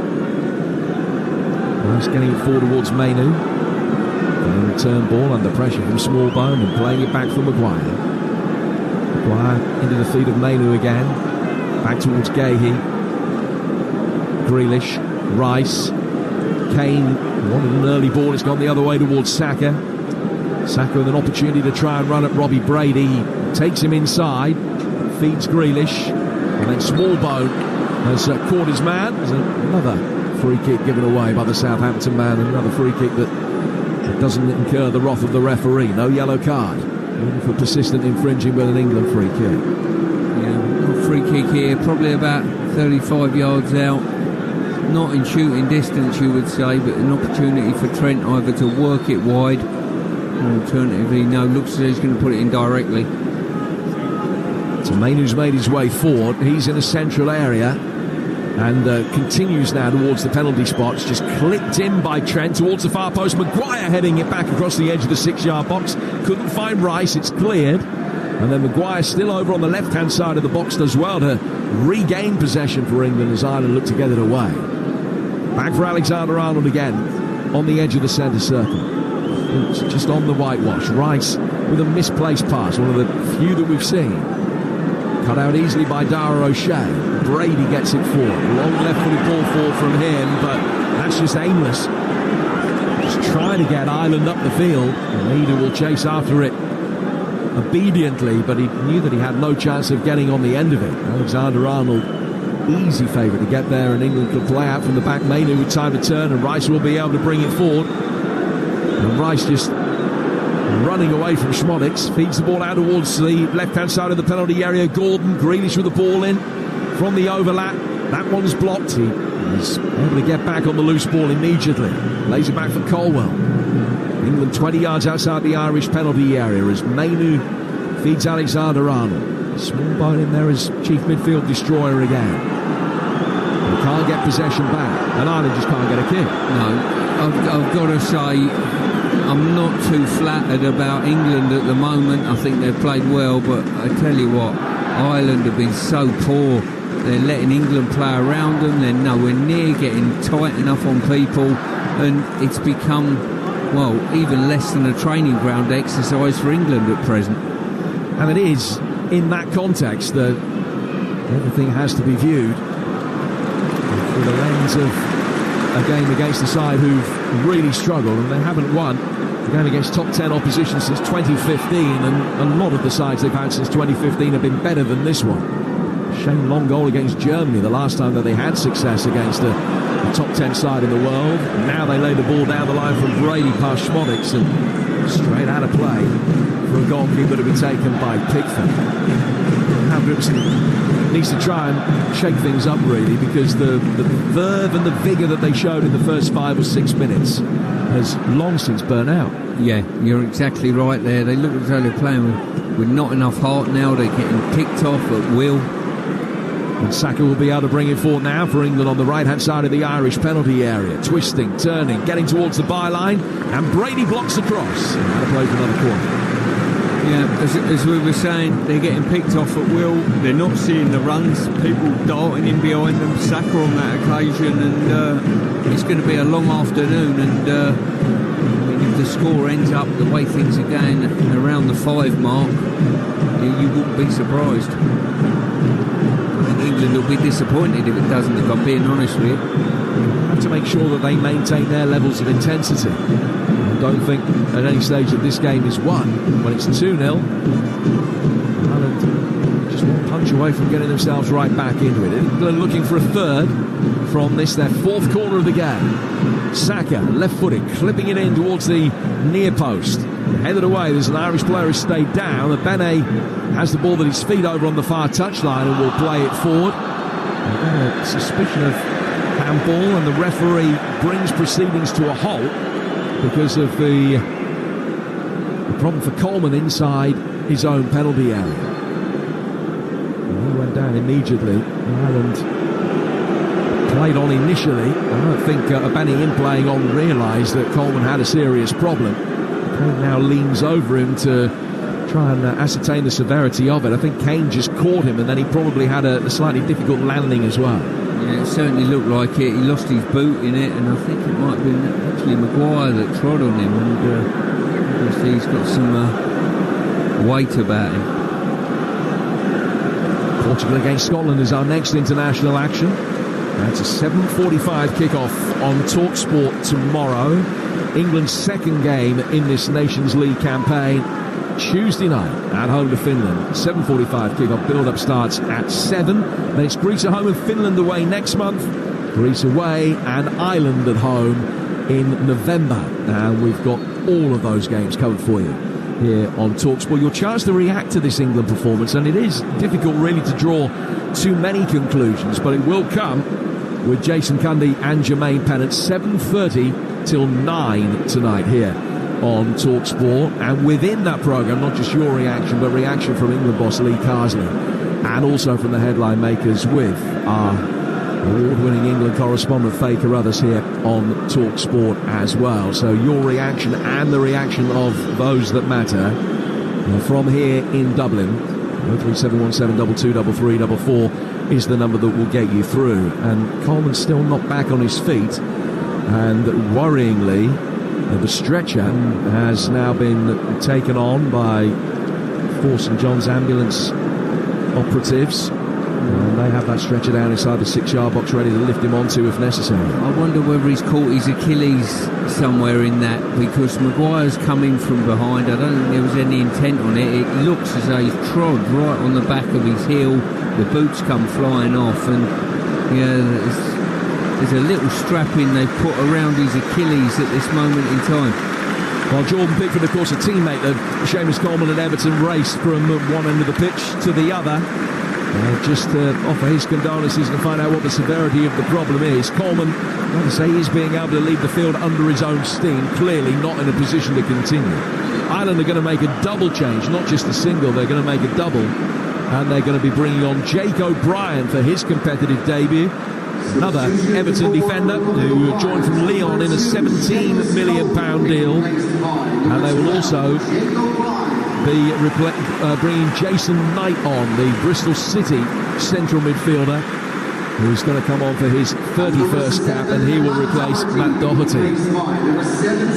Yeah, as I say, they didn't overly need that is for sure. Things are tough as it is at the moment. I don't know whether that will bring a change of shape at all, because this shape certainly isn't helpful to them stopping the flow of England. Well, they've taken Coleman off, who's playing on the right of the centre halves. So Collins is going to play there. O'Brien will play in the middle of the three. Benny's going to play deeper. He will now play at right wing back, and Knight in midfield. And that's going to mean a slightly different role for Schmodix as well, I think. Play back underway. Rice able to guide the ball back for Alexander-Arnold. A high up and under from him. Benny in this slightly deeper role, but one of which he's very used to, causing problems. Long ball punted forward. Eder chases after that. England never really in a difficult position inside their own penalty area. We're able to clear their lines easily. Ireland will bring it back forward again with Dara O'Shea, the Ipswich contingent. His left-hand side for Brady. Long switch of play from O'Shea. It's the Irish ball of the match. That's a brilliant pass. And towards Benny. Coming in from right wing back. Laying it back inside the area, and Schmolitz fires it wide. Well, I've got to say, Jim, that was by far the best phase of play we've seen from Ireland this afternoon. A wonderful cross-field pass. I've got to say, as you rightly say, Benny whipped the ball back. Very similar to England's second goal, but the accuracy wasn't there on the finish. While he's in such good goal-scoring form, 33 goals last season, 4 already this season, spread over Blackburn and Ipswich. £11 million move to Suffolk recently. Schmodix has come closer than any Irishman to getting his name on the score sheet today. 2-0 England lead. And if you're being critical, have they offered enough going forward in the second half? Or have they just gone into their shell a little bit? I think it looks as though they've just gone in their shell slightly, I'd say. It's a really good opportunity for Ireland there to come back into the game. Rice playing the ball back for Gahey. Maguire getting it forward. Alexander-Arnold never keeps the width from right back, coming back into central midfield, and that's a lovely pass as well. Controlled by the retreating Gordon, who leant over it, cushioned it with his chest. Now an opportunity for him to run at Chidozie Obene. Nigerian-born, now playing at right wing-back for the Republic. And he will be first to this loose ball and clatter it high upfield, back into England territory, where Maguire gets there ahead of Eder to head the ball down for Grealish. And Grealish's ball out towards the far touchline. Schmolix has done well. He's in there in a very lively manner and flicked it off Mainu. And out for a throw, which will be taken on the Irish right-hand side. Malumbi gunning back for O'Shea. Now there's a bit of space for Robbie Brady. It's a more advanced role for Smallbone as well after all of those changes. And he's made his way towards the edge of the penalty area in support of Ida. The ball is played back for Dara O'Shea instead. And O'Shea will go back to his goalkeeper, Praveen Kelleher. And he takes a touch across the edge of the D and then fires another long right-footed ball out towards a Benny. Good header from him from the touchline. Forward towards Knight. Benny gets it back again. Benny led with the edge of the penalty area and shot to the ground by Colwell. I think as soon as Colwell made the challenge, he was expecting a free kick to be given against him. It wasn't. Ireland have it. Schmoddick's laying it back, and it's over the bar from Malumbi. For the last 5 minutes have been Ireland's best. Since they made the change, the double changes, the slight change of shape, the changes in personnel, and it's they that are now beginning to get a foothold back in this game. Well, you're absolutely right there. The changes that was forced upon them, certainly in Seamus Coleman's point of view, by sort of an accidental injury, if you like. But since then, they've managed to get on the front foot, a couple of telling passes, and opened up the goal for a couple of decent finishes, which they probably should have done slightly better with. Now Brady's fouled Saka, and a lot of the Irish fans didn't think that there was much in that. And Saka's back on his feet. A free kick that Declan Rice looked to take and then just walked over the top of the ball. And England will get their bodies upfield. Alexander-Arnold taking the short finds Kobe Mainu. Back for Alexander-Arnold again to Mark Gahey. Clean sheets have been a relative rarity for England over the recent past. Just 5 in the last 17 games, and it will be very important for Lee Carsley that they get one here from this position of dominance in which they find themselves after the goals from Rice and Grealish inside the opening half hour. Saka with a lovely turn to get the better of Smallbone.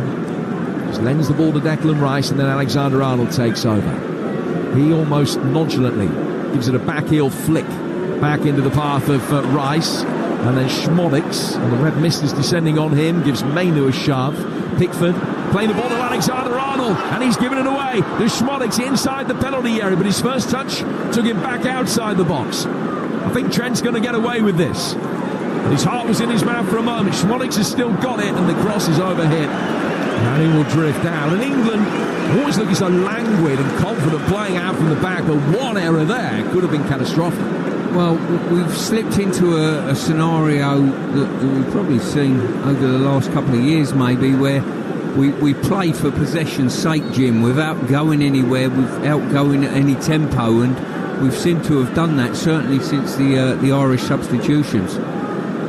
So what do England need to do to rectify that? Well, they can play through the thirds. All we've done is encourage the Irish to get on the front foot a little bit. We've played slowly. You play slowly at the opposition's tempo that can deal with it. Everyone can play at a slow tempo. You up the tempo and play with a bit of panache and a bit of oomph. All of a sudden the Irish can't deal with it. Grealish was having a shirt pulled by Malumbi, and it's a free kick to England.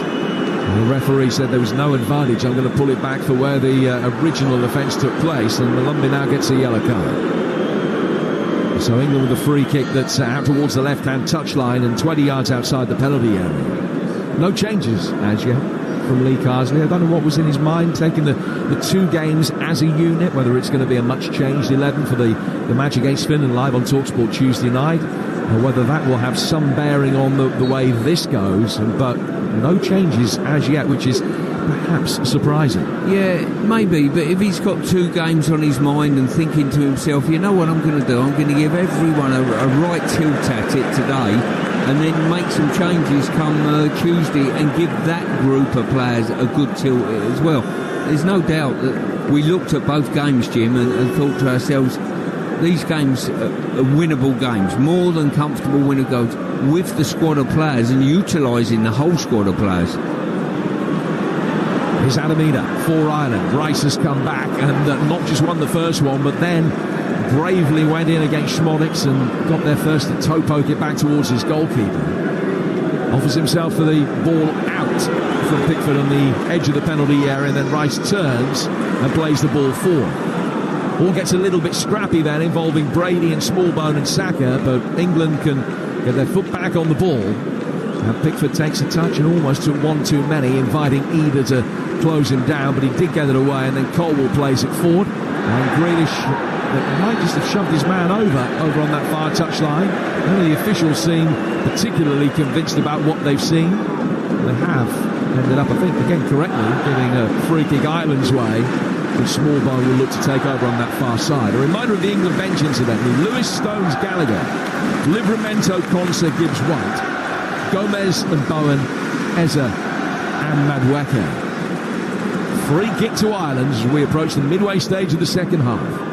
You're listening to coverage of Ireland-England in the UEFA Nations League with Carling. 18 plus. Always drink responsibly. Will Smallbone spots the ball down. The bearded Brady to his right. Benny looking to make an early darting run and try and get goal side of the England back line. Now the ball is fired in off the top of Colwell's head and very nearly dipped under the bar. Pickford came across and watched the ball onto the roof of his net. And the referee has signalled, I think he saw an infringement for a free kick to England inside their own box. Yeah, I think I'll be tempted at this stage maybe to reach for the substitutions bench and maybe bring a couple on just to inspire it. It's gone a little bit flat from England's point of view, whether they think that they've done their work, 2-0 up, comfortable within the game. But as you rightly said earlier, a finish from somewhere, and all of a sudden we've got a game back on our hands that shouldn't be. Well, England's XG in this second half is absolute zero. 74% possession. They haven't had an attempt in this second period. Grealish able to bring the ball forward, finding Saka. Saka just turning away from Brady. And Robbie Brady, I think, might well get a yellow card for that challenge, and it's a free kick to England on the right-hand side. Yeah, Brady's had a really poor day today. He's been dipped in behind on occasion, with the ball, without the ball, and he's really wanting, trying to deal with Saka. I know he's not the easiest to deal with. And it's the third Irishman to have his name taken. Bobby Maynard in the book for England, who lead 2-0. Declan Rice on 11, Jack Grealish after a Rice assist on 26. We're exactly midway through the second half here on Talksport, and your reaction to come with Jason Cundy and Jermaine Pennant, between 7:30 and 9 o'clock tonight, following us here on Talksport, interspersed with all of the reaction from the tunnel here at the Aviva. England leading 2-0, looking for a third. Alexander-Arnold taking a free kick, flighting it far too close to Kelleher. It's a very comfortable play. England have properly gone off the boil here. Yeah, we have. As I say, we've seen it before on occasion, certainly in the immediate occasion this summer, to say the least. And England have just gone dead, and now Ireland have given away and given England a bit of encouragement. And it was Rice that did really well to win it back. Saka with a little reverse ball. Grealish, Gordon to his left, coming onto it with a shot that Kelleher can dive to his left and save. But that is the first attempt England have had in the second half. Declan Rice has gone down now and he's gesturing to the referee, stop the game. And that was all after he won the ball back to start that attack. And I think Malumbi just caught him. I don't know whether there was any intent in it or not. Rice felt as though there was. He's back on his feet without the need for treatment, but not happy. He's now leaning over with the palms of his hands on his knees and walks down towards the touchline. He's walking like I do when I get out of bed in the morning. I think he's going to be okay. It'll take him as long as it does me. The ball forward from O'Shea here for Ireland. Maguire coming onto it. Which plays it behind square. Colwell briskly but safely back to his goalkeeper. Pickford with time to take a touch. And just gave Alexander-Arnold a difficult one to try and field. He played it in behind him and curving away from him. And he got a touch, Trent, but straight over the line and out for a throw that will be taken on the Irish left. 2-0 England. Yeah, I think we've had an age-old problem when we've not had a naturalised left-back plan as well, Jim. You know, I think Colwell's done OK defensively. He's not had much to do, but certainly in possession he's just prompted from behind. Now the ball played forward by Rice to Kane, but Declan Rice has given a free kick away, giving Brady a shove on the edge of the England technical area. So a free kick to Ireland, and were they to score from this, then the whole complexion of the game is going to change. 20 minutes to go. Ireland 0, England 2. England's first half dominance has been diluted in this second period. And England playing well within themselves. Brady and Smallbone, the usual two ball, standing over an Irish set piece. England keeping a really high line, 7 yards outside the penalty area. Smallbone swinging it into that kind of area. Kane going up for it, was beaten in the air, played back towards Benny. Benny tried to turn, gets away from Alexander-Arnold. Back it comes from Ida, flicked in by Benny. Left-footed attempt on the volley came from Knight. He didn't get hold of it, and now it might be England's opportunity to break on the counter-attack with Gordon. And he's got the opportunity to run at Knight, who's done really well to come across inside the penalty area and just calmly feed Malumbi to ease the Irish worries of conceding a third on the counter-attack. Yeah, got a absolutely super defending there. Stayed on his feet, didn't commit himself, and then just dealt with a threat. Not easy when Gordon's running at you at pace.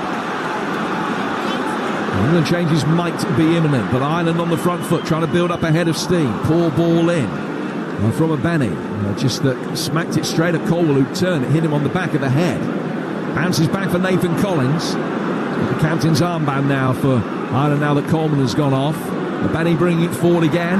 England able to easily negate that threat, knocked away by Mainu. And then Colwell will come out and feed Gordon. And Gordon taking a touch out towards the touchline. He's done really well to squeeze the ball through the tight eye of a needle there to find Declan Rice in the midfield. And Rice can come forward, good 20, 30 yards.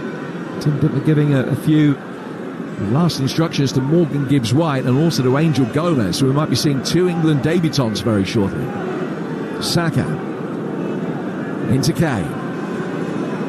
Rice making a run down the right wing. Brady went with him.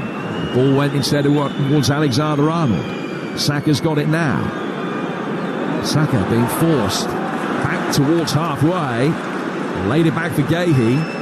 The two that were putting him under pressure chased after the ball, and he went back for Saka, and then he had space. Alexander-Arnold works the ball in, but Malumbi can easily sweep up on the edge of his own penalty area, and Brady will clear, but only as far as Gahey. And England can bring it forward again with Smallbone pulling the shirt of Rice. Play on with England still in possession, and Saka to Gahey, and back for Harry Maguire again. There's still constant England possession. The 2-0 lead doesn't feel a completely unassailable one that it did at half-time. Still very few glimmers of an Irish fight back, but England's dominance is non-existent now, really. It's just almost possession for possession's sake. And changes, I think, might be needed to freshen things up here. Alexander-Arnold and Mainu, still 2-0. Yeah, I think certainly they do need to freshen things up. I think when we go flat in games like this, which we've seen on occasion, we just need to shake ourselves out of it. It's just so slow and dogmatic, and we just force ourselves into errors. Another disappointing crossfield ball there has given possession away, and Ireland have the opportunity to bring it forward again. There's action on the Irish bench with Alan Brown about to come on, and it could be a triple change that England make. Malumbi, high arcing ball out to the Irish right for a Benny. They need to feed as much as possible. He's won a throw which will be taken near the edge of the penalty area, but only after Ireland make changes. Alan Brown is going to come on to replace Will Smallbone, and we're also going to see an Irish debut for Casey McAteer, who recently declared for the Irish, the Northampton-born right winger, or number 10 from Leicester. 7 goals for the Foxes last season. And Casey McAteer comes on for his international debut. 16 minutes he's going to get. And he's come on to replace Adam Eder. So Schmodic's up front with McAteer in behind potentially. The two just had a word with each other. First of all, a throw. And McAteer making a darting run down the right-hand side of the penalty area. Schmodic's now standing by the penalty spot. And the throw eventually is taken, but easily headed away, immediately headed away. Collins bringing it forward. The ball clattered into him. Ricochets back to the edge of the England box. Maguire can deal with that.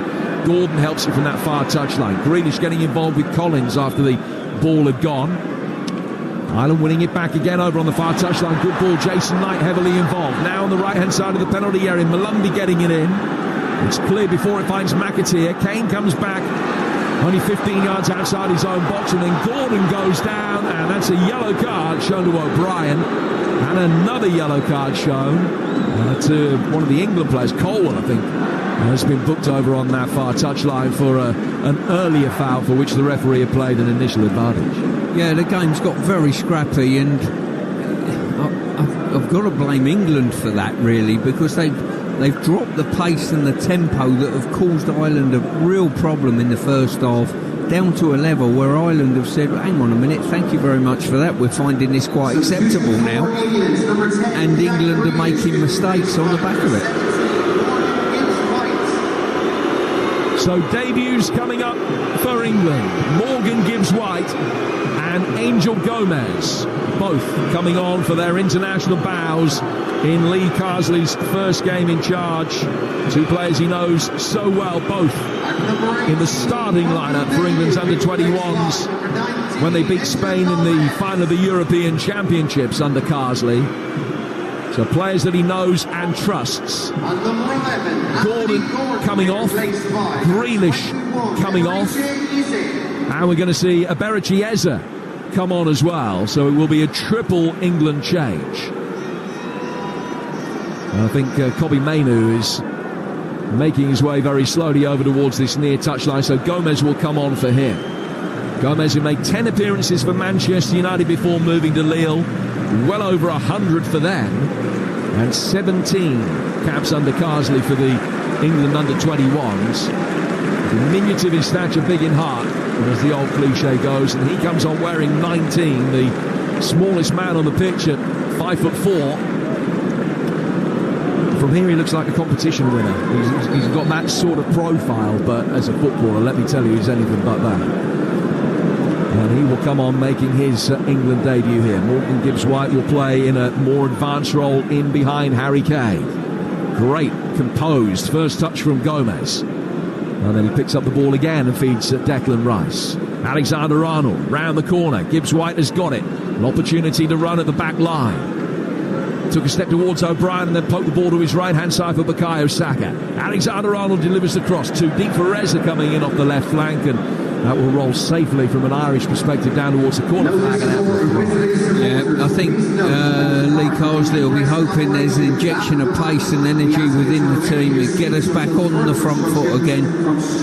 I think it's half a missed opportunity at this moment in time. I think if we come away with a 2-0 victory, we'll think, what if we could have maybe scored one or two more goals, and the second half would leave a sort of taste in your mouth that we could have been better. John Stones has been out warming up on his own for a couple of minutes. He's just been called back in, so I think he's going to be on next change for England. They'll be able to make one more after that. 11 to go. England leading by 2-0. Benny for the Irish over on the right-hand touchline, waiting for somebody to make a run from deep. Schmodic showed for it. And then a darting run forward from Alan Brown, but he needed the ball to be played instantly, and it wasn't. So it has to be played deeper to O'Brien. Jack O'Brien finds Collins to his right-hand side. O'Brien playing in the middle of the centre-halves. Kelleher then chipping it forward towards Brady. Brady under pressure from Alexander-Arnold. Oh, and he's given it away. He's passed it straight to Harry Kane. Kane on the edge of the area, in towards Saka. Ireland very quickly get bodies back behind the ball. Just for a moment, it looked as though Kane had an opportunity to play himself into a position behind the back line. He couldn't quite. Gibbs-White is now involved. Saka has it again level with the edge of the box. Gibbs-White back down towards Declan Rice. And Harry Kane getting it back so cheaply there after the mistake from the Irish midfield from Robbie Brady, but they never really had the conviction around the edge of the penalty areas. They looked for the pass towards Saka. Saka himself has given it away here, but it might break Gibbs-White's way, and as he tries to hook the ball inside the penalty area, he goes in for a challenge on Dara O'Shea. The referee just gave himself a little bit of thinking time, replayed the incident in his mind, and he's given a free kick to Ireland. Yeah, I think the referee got a bit of guidance from his linesman there and give him a shout. It certainly was a late challenge by Gibbs-White. And that previous one, I thought Harry Kane was going to get it at his feet and float it over the top of the goalkeeper, but just couldn't sort his feet out quickly enough, which is unlike him. Well, the final Irish change is imminent. Evan Ferguson is going to be coming on. Jared Bowen also taking instructions downstairs alongside John Stones. So that'll be a double change for England, you would imagine. 10 to go, plus stoppage time. Be a fair bit of stoppage time because of the injury to Seamus Coleman earlier in this half. Jason Malumbi's got the ball for the Irish. 2-0 down, hoping to give themselves a chance for a grandstand finish. Ball inside the penalty area is not the worst by any stretch of the imagination. England able to sweep it clear. There was a good ball in from Casey McAteer. That caused problems. England get it away. Ireland win it back up inside their own half. It goes back for Keller. Now forward towards Collins. Collins getting it forward out to the Irish right-hand side. Good play by Jason Knight. Take it down towards the corner flag. What is the run there? A throw or a corner? It is the former. It's come off Colwell. And it's a throw that should be taken down by the corner flag. First of all, though, this change. And Robbie Brady coming off. And he'll be replaced by Evan Ferguson. Massive cheer as Ferguson comes on. Player who hasn't played any football this season for Brighton. But comes on for a few minutes here. His father actually a teammate of Lee Carsley's at Coventry back in the day. Barry in Coventry's reserves as Carsley was there in his first spell. And now we've got another interloper on the pitch who has run pretty much the full length of the pitch. Is he going to get to the byline before he's caught? Well, he would have done, but he's gone for a two-legged slide down in front of the England fans that he horrendously misjudged and is now being led away by four stewards. One of those afternoons, really. We saw an England fan get on the pitch, or somebody in an England shirt get on the pitch before the game for the lineups which are supposed to take 90 seconds and took 6 minutes. And he was on the photographs at the end of that. It's had its surreal moments this afternoon. England leading 2-0 with the goals from two players who used to play for Ireland at various levels. Long throw inside the penalty area, flicked on here. England can half get it clear. Ireland forced to go back from Brown to Malumbi, but Malumbi can bring it forward back into England territory again. Colwell standing firm. And he's done well to ride the challenge and find Harry Kane. Kane brings it forward, turns into trouble. McAteer's fouled him. And is that going to be another yellow card? Been a fair few of those this afternoon. There could have been more. But Kane just held back to his feet by McAteer. It's just going to be a free kick. And England will be able to make their double change with Stones and Bowen getting ready to come on, Stu. Yeah, it's one of these games where I think both nations wanted to go into it and get something out of it that's positive. England would have got that in the first half. On the front foot, some really good phases of play, dynamic phases of play, caused Ireland a big problem, got a couple of very good goals. But the second half, they've tailed off. Ireland, totally the opposite. First half, really, really awful, I thought. Were able to play through, and then the substitutions for them after about 50 odd minutes all of a sudden has forced them into life, so they've got something positive in this second half to take away. So Bowen for Kane is the first England change. Kane took the captain's armband off and went across to Declan Rice, and Rice said, no, I don't want it, give it to Stones. Stones is going to come on to replace Maguire. So Bowen for Kane, Stones for Maguire. The double change, no goal on appearance number 99 for his country for Harry Kane. Stones will come on to win his 80th cap for England, replacing Harry Maguire, a straight swap at the back. Yeah, looks that way. And I've got to say, while we're talking about England's backline, I think Gahey's done extremely well. He's a little bit of pace, he's a little bit of know-how, Jim. He reads the game really well. He reminds me a little bit of Des Walker, actually, in his reading of the game, and he darts in front of players, and we saw it in abundance in the summer, didn't we? It doesn't seem that long since he made his England debut, but he's not too far short of 20 caps now. It'll be number 19 for him on Tuesday if he's picked. Jared Bowen playing through the middle, chasing after a a ball and causing problems straight away. Good first contribution from this, and he run towards the edge of the area and fires it in. Good save from Kelleher, diving to his left. It's only the second shot England have had in this second half. They had 10 in the first. 5 to go. Rice with a layoff to Morgan Gibbs-White, who's got time on receiving possession to quickly glance over his left shoulder and then his right, see who was where, what was on around him. Saka, back for Gibbs-White. Saka was fouled, referees played the advantage. Eza has it on the left flank. Back for the diminutive Gomez. And he's played for by Angel Gomez to Rice, to Gibbs-White. Back for Alexander-Arnold, who I think was looking for Gomez with that pass, but Rice picked it up anyway. And now Gahey's got it. 4.5 to go. Your reaction? 103-717-223344. You can put your calls now to get through for Jason Cundy and Jermaine Pennant. Will be taking those calls from 7:30 tonight. And we'll have all of the reaction from here at the Aviva, along with your reaction. We'll hear from Lee Carsley, the headline makers as well. Benny bringing it forward here for the Irish, over on the far touchline, which is the right, finding Malumbi to Nathan Collins. Much more of the game played in England territory in the second half than the first.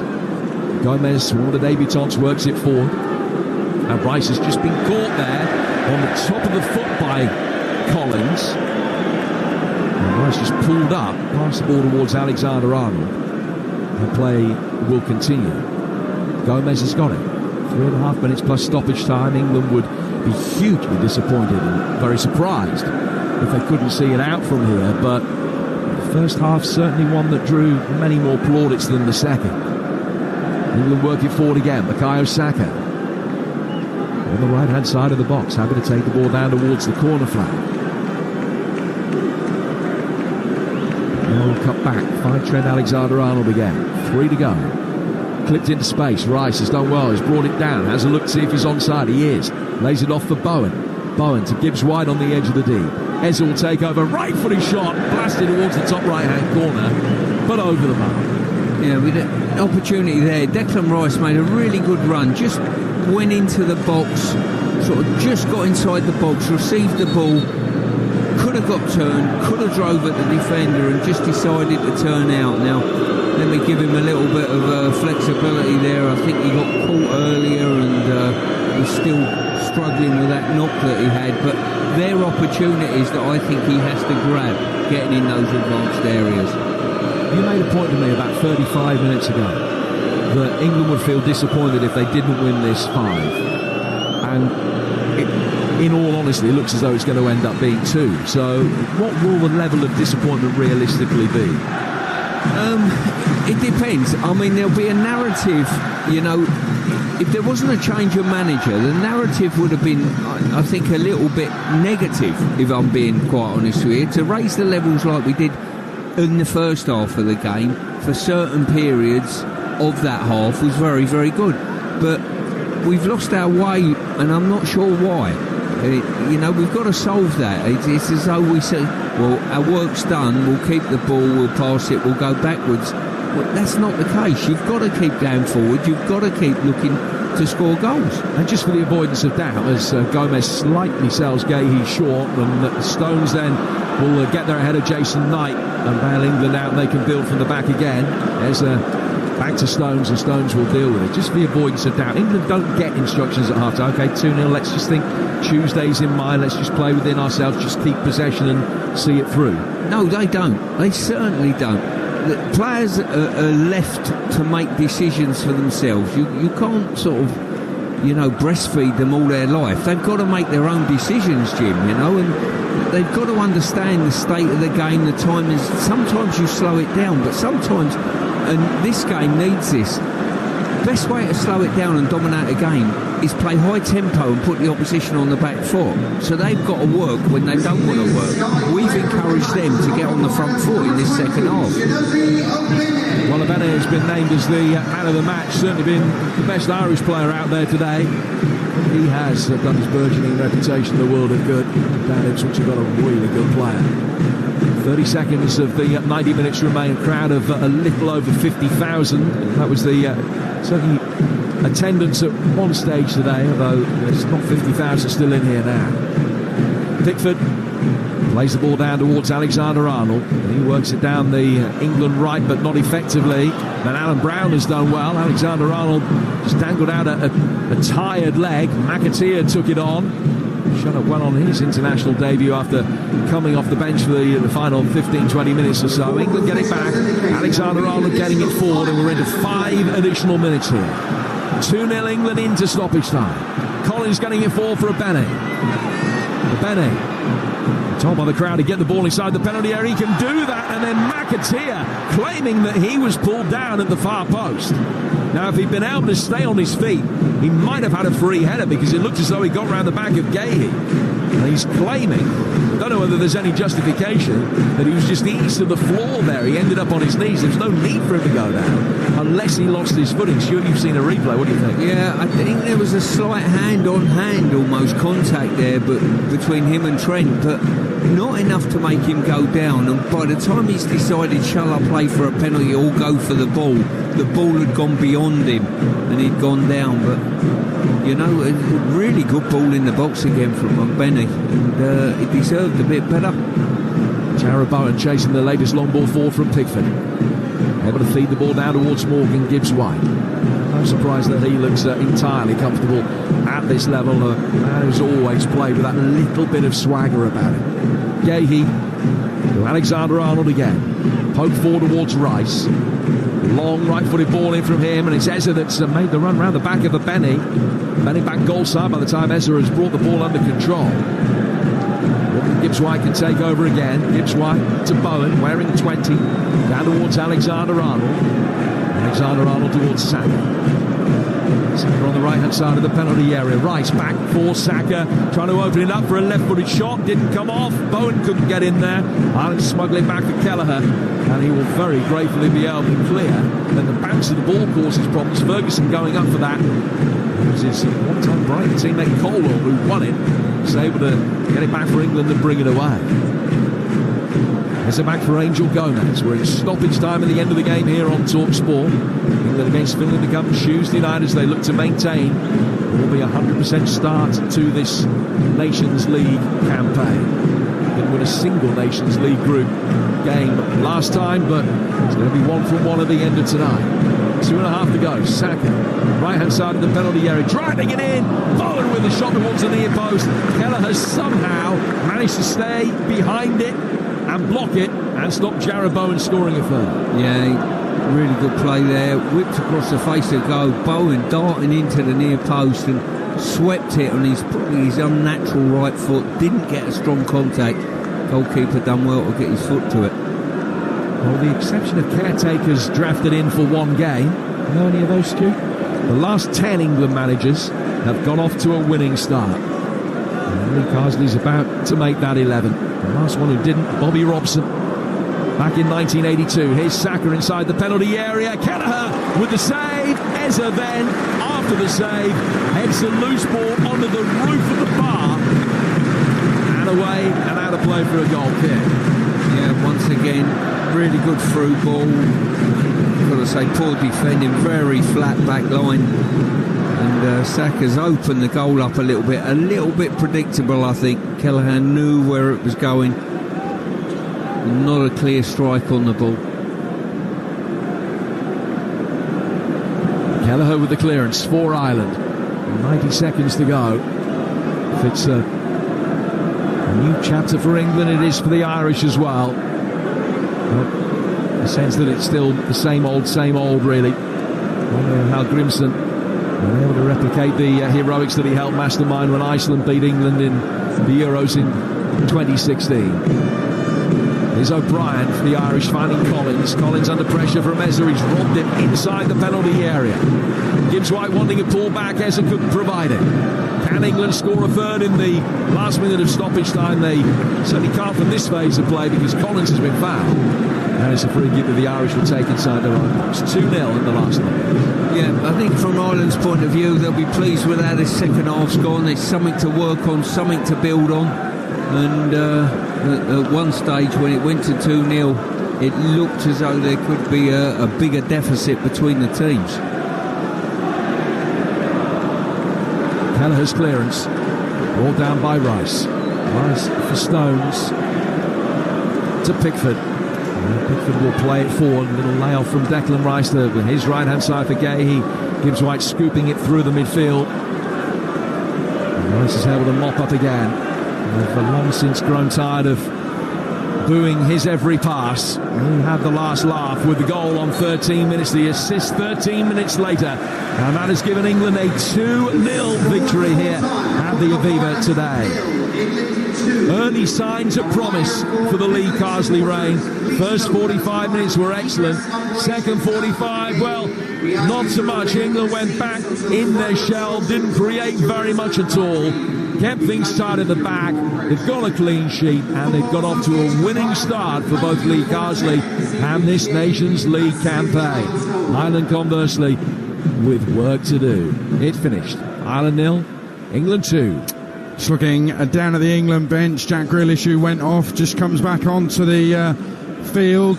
No real sign of Declan Rice at the moment, but those two with the goals coming back, in inverted commas, home to Dublin. They got the reception they expected and they gave the response they wanted to give, answering in the best fashion with the goals that win the game for England. But after a first half against a poor Ireland side where England dominated, had plenty of attacking play, looked good, looked exciting under Lee Carsley, second half was back to some of the bad old stuff from England. They faded, they shrunk, they didn't look themselves, they didn't respond to substitutions from Ireland. That's an age-old problem, isn't it? And in the end we're left with a few more questions than answers. It's the first game of Lee Carsley's reign. You've heard it live on Talksport.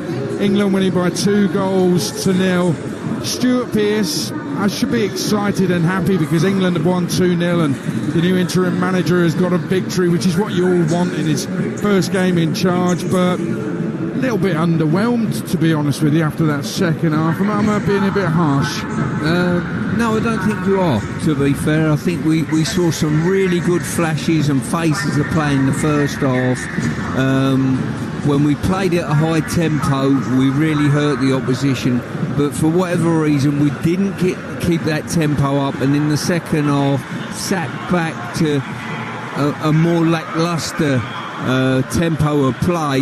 And to be fair, it was the Irish that got on the front foot in the second half and will come out and think to themselves, look, the way the first half looked, this game could have gone away from us and looked very embarrassing. They would be buoyed up by the way the game finished in the second half. Lee Carsley has been onto the pitch, gone over to the England fans to applaud them. He is now walking slowly back towards his technical area and towards the tunnel as well. Declan Rice is out there on the pitch and he's had a little cuddle with Lee Carsley and also gone to the England fans to applaud them as well. He's now making his way with the rest of the England players as well off the pitch. I think ultimately, you know, in international football, you've come away, you've won 2-0 in a competitive game in the Nations League. After the last Nations League campaign, it's good to get a win. It was a shambles, the last one, and understandably so in the circumstances post-COVID. But England have got the win. What does Lee Carsley take away from this game? That he's got a lot of work to do, or that he's satisfied, or a bit of both? I think there's a couple of things. I think England play at high tempo and on occasion really get you off your seat and you get excited by it, which we saw in the first half. Second half, for whatever reason, we think, well, we take this thing out of the game, we'll keep the ball. And we get worse, and it encourages the opposition. And I'm not just talking about today, I'm talking about in general with what we've seen with England performances. I would like to see us on the front foot playing a little bit more aggressively and quicker with the ball, because when we have done that, the 2 goals were symptomatic of that, Aid. We were very, very good, played behind the opposition, running with the ball, running without the ball. There was certainly some bright sparks. I thought Grealish looked as though he really enjoyed his role, certainly in the first half. Gordon, good movement off the flank. Saka was his normal self again. Once again, Gay, he looks very assured at the back, and now security policy when needed. And but just we'd have liked to see a bit more of what we saw in the first half continually through the second. Just a word on the substitutions, because Ireland made 2 substitutions, one enforced when the skipper Coleman had to go off when O'Brien came on. A minute later, Knight comes on for Doherty, and that really changed Ireland. They got on the front foot after that. They were using Ogbenny well down the right. He did well against Colwell, I thought, Chidozie Ogbenny. But those 2 substitutions happened 57 and 58 minutes. England didn't make a change until 76. And the criticism of Gareth Southgate was that he waited too long. He was too slow to react. Is that what we saw today from Lee Carsley, that he was too slow to react to Ireland taking the initiative? No, I think we saw Lee Carsley with a game plan of how long he wanted to play his players, more so than I'm playing the game, what I'm seeing in front of me. That's how I viewed it. I think he had a view and a mindset to what's coming on Tuesday evening as well, and the minutes that he wants to play certain players on Tuesday. I think we'll see changes on Tuesday, I really do, and I think quite a few. I think there'll be at least 6 changes within the starting 11. I may be wrong, but that's the way I'm viewing it with the minutes that we saw today. And I'm just looking at the highlights reel, and when you see England's 2 chances and 2 goals, the way we finished them, the Republic had 2 very, very similar chances in the second half that they probably should have done slightly better with. So, small margins. Yeah, I think it was certainly Smodics with the first one. They should have got them on target. They didn't get them on target. We also, shortly after those 2 Ireland chances, gave the ball away in our own box. So there was a period there where Ireland really got on top and could even have got back on level terms. Ultimately, though, England get the victory. Ireland 0, England 2. We'll have reaction from the England camp, from the new interim manager, Lee Carsley. That's to come on Talksport. We're here live from the Aviva Stadium in Dublin until 7:30. After that, it's Jason Cundy and Jermaine Pennant taking over and taking your calls on what you've seen from England, what you've heard from this England performance, and what you've made of it as well. 03717 22 3344. Yeah, Betfair Casino. Prize been bought for no dough. Believe when I say free prize been bought every day. Max 1 play per day. Free spins valid for 2 hours. T's and C's and eligibility criteria apply. 18+. BeGambleAware.org. Let's Betfair Casino today. Coverage of the UEFA Nations League live on Talksport with Carling. 18+, always drink responsibly. Amazon now brings you the Champions League. Whoa, Gabby Logan. In my living room. Tuesday's must-watch match. What a fantastic night of football.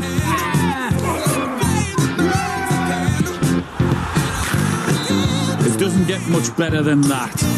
They've done it. They've made it to the final. It's on Prime. Alex met Sam at nursery. They were first loves. They built forts together, shared sandwiches in high school, and were each other's first kiss. They were the dream couple until Sam got into EDM music. While Alex enjoyed folk. First loves are kind of like your current account. If they aren't working for you anymore, maybe it's time to switch with the current account switch service. The £15 million Lotto Super Saturday jackpot must be won this Saturday, or thousands of you will win a share of the prize. But who will it be? Maybe Raj, watching the race walking thinking I could do that. Well, speed walk down the shop and get yourself a ticket. Lotto, will you be next? Play in store or on app. The National Lottery. Account terms, rules and procedures apply. Players must be 18 or over. Calling all electricians. CEF Tech Talks in partnership with IET are back and open to everyone. Have your say to influence industry regulations. Tech Talks are free and you can earn up to 3.5 hours of CPD credits. Plus there's a £50 voucher for cef.co.uk. Come along and meet your expert hosts, Darren Staniforth and Dave Austin. Register today at cef.co.uk. Tech Talks, where your voice matters. Where can you get the latest breaking sports news delivered with the laser-like accuracy of Michael Van Gerwen? 1 hour and great. And hear passionate opinions debated with the confident dexterity of Virgil van Dijk. The Liverpool fans celebrate. Answer on the radio show that's got the nation's sports fans buzzing like a Van de Graaff generator. Early breakfast with Shabana Hearn. Weekday mornings from 5 on Talksport with Adrian Flux Van Insurance. Insurance for the individual. Search Adrian Flux Van Insurance to find out more. Slow Horses returns on Apple TV+. The bomb went off in London. You're about to find out that it's all just starting. With Emmy nominees Gary Oldman. What are we walking into? Jack Loudon. I'm going to fix this. And Jonathan Pryce. He created an assassination squad. Get ready to strike. Our threat levels are critical. Just like old times, eh? Don't miss the new season of Slow Horses, now streaming exclusively on Apple TV+. Subscription required. On DAB, online, and on your smart speaker. Talksport. This is Talksport live in Dublin, live at the Aviva Stadium, where England have won by 2-0 reaction to come from Lee Carsley and from the England players as well. Your reaction from 7:30 as we bring you the phone in 03717223344 with Jason Cundy and Jermaine Pennant. If you want to go to the website, talksport.com, guess what's making a return? Adrian Durham's marks out of 10 for the England players. Woo! Stuart Pearce, who do you think was my top performer?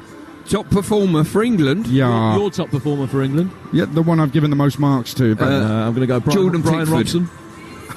Brian Robson. Malcolm McDonald. Ollie Watkins. No, it was, there were 3 players got 8s. I'll let you all think about that. And that's on the website coming up, talksport.com. It'll also be on your visuals as well on your social media platforms. Just go to @Talksport on those and head to our YouTube channel as well. Make sure you hit subscribe when you head there. There's loads of good content on the Talksport YouTube channel. In terms of there's an interesting angle on this, Stuart Pearce, that a lot of people are taking, certainly on social media and in the interviews that have been done already post-match on TV, and that is there's a comparison going on between how England play now to how they were under Gareth Southgate, and Declan Rice has already given an interesting response to one of those questions, and that is that, quote, people forget we scored loads of goals with good passing moves like that under Gareth Southgate. So a lot of people are kind of reacting, saying, well, really good passing moves, fantastic goals we scored first half, forgetting that actually we scored a lot of goals like that under Gareth Southgate. It's nice of Declan Rice to actually point that out. But in terms of a comparison, it's inevitable. It's going to happen that people will compare how this England side played with how Gareth Southgate's side played. Were we that bad? Were we that negative? Were we that dour under Gareth Southgate? Do you think that people will compare that first half so favourably? No, what I thought is we had flashes, like we did today. We had flashes of really good stuff that got us excited, and then we sort of took our foot off the gas, kept the ball at the back, played to a tempo and a slow. Same as we saw today, but it was very polarised today. First half I thought was quite good after the first 5 minutes, once we nullified the press from Ireland, and it was very good. And more often than not, we played some really good phases of play, direct balls, runs in behind. We looked really good, scored 2 really good goals. But for whatever reason, and this has been a continual type thing, we play at a tempo too often that's probably too slow, that makes the opposition relax into the game and gets the opposition into the game unbeknown to ourselves.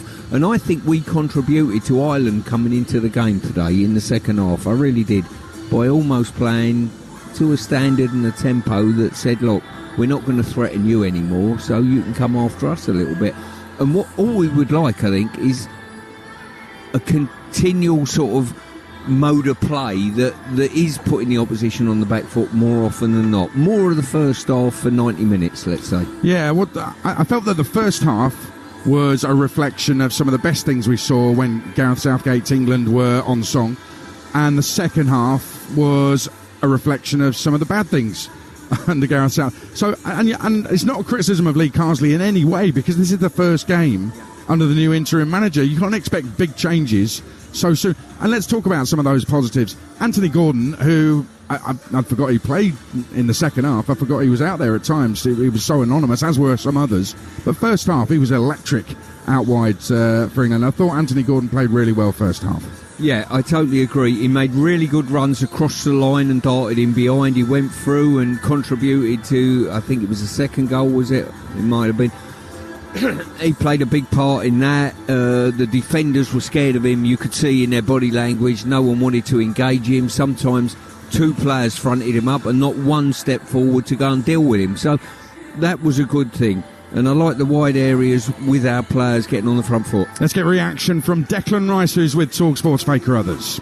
Declan, a win on the board, a clean sheet as well. How do you reflect on that match? Yeah, really good. Positive, fresh start under Lee. And we knew it was really important to get off to a really good start in this Nations League group. Obviously, we want to win this group to get back up to the top end of the group. So, look, really positive, good day all round, and 3 points to start, which is a real positive in a tough place to come. 3 points to start, a goal and an assist for you in the kind of atmosphere that I can only imagine what it was like for you. Describe it for us if you can. No, you thrive off, me and the boys, you could see it, we thrived off that type of atmosphere. We faced similar in Scotland last September, and these are the matches you want to play in. Obviously they was going to give a hostile reception to me and Jack, but we take it on their chin. Obviously we made our decisions 7 years ago now. It is really irrelevant, and I think it's time that we just put it to bed, because I've been playing for England now for 6-7 years, and obviously Jack as well, so we've got nothing bad to say. We have Irish family. My nan and granddad are not here anymore. That's why I didn't celebrate. I think it would have been disrespectful to them, and obviously what I'd done when I was playing for Ireland. So I just wanted to think about it in a positive way, and it was a good day all round, to be honest with you. Hostile environment, but just had to take it in my stride and play. And a big goal it felt for Jack as well, bearing in mind what happened to him in the summer. Yeah, definitely. I think I love Jack. He's like a brother to me. I think he's a type of player you need in England teams and squads, a player with that personality and balls to take the ball and just want to take touches and make things happen. For him to score, I was so happy with him today. Honestly, I was really, really happy. When you look at the scoreline and the fact that it was a clean sheet, there are a load of positives to take. But Lee Carsley has spoken a lot about control leading into this. He's only had 3 days on the grass with you guys. But what happened in the second half? Because it felt as if the zip and verve that we saw in the first half wasn't quite there.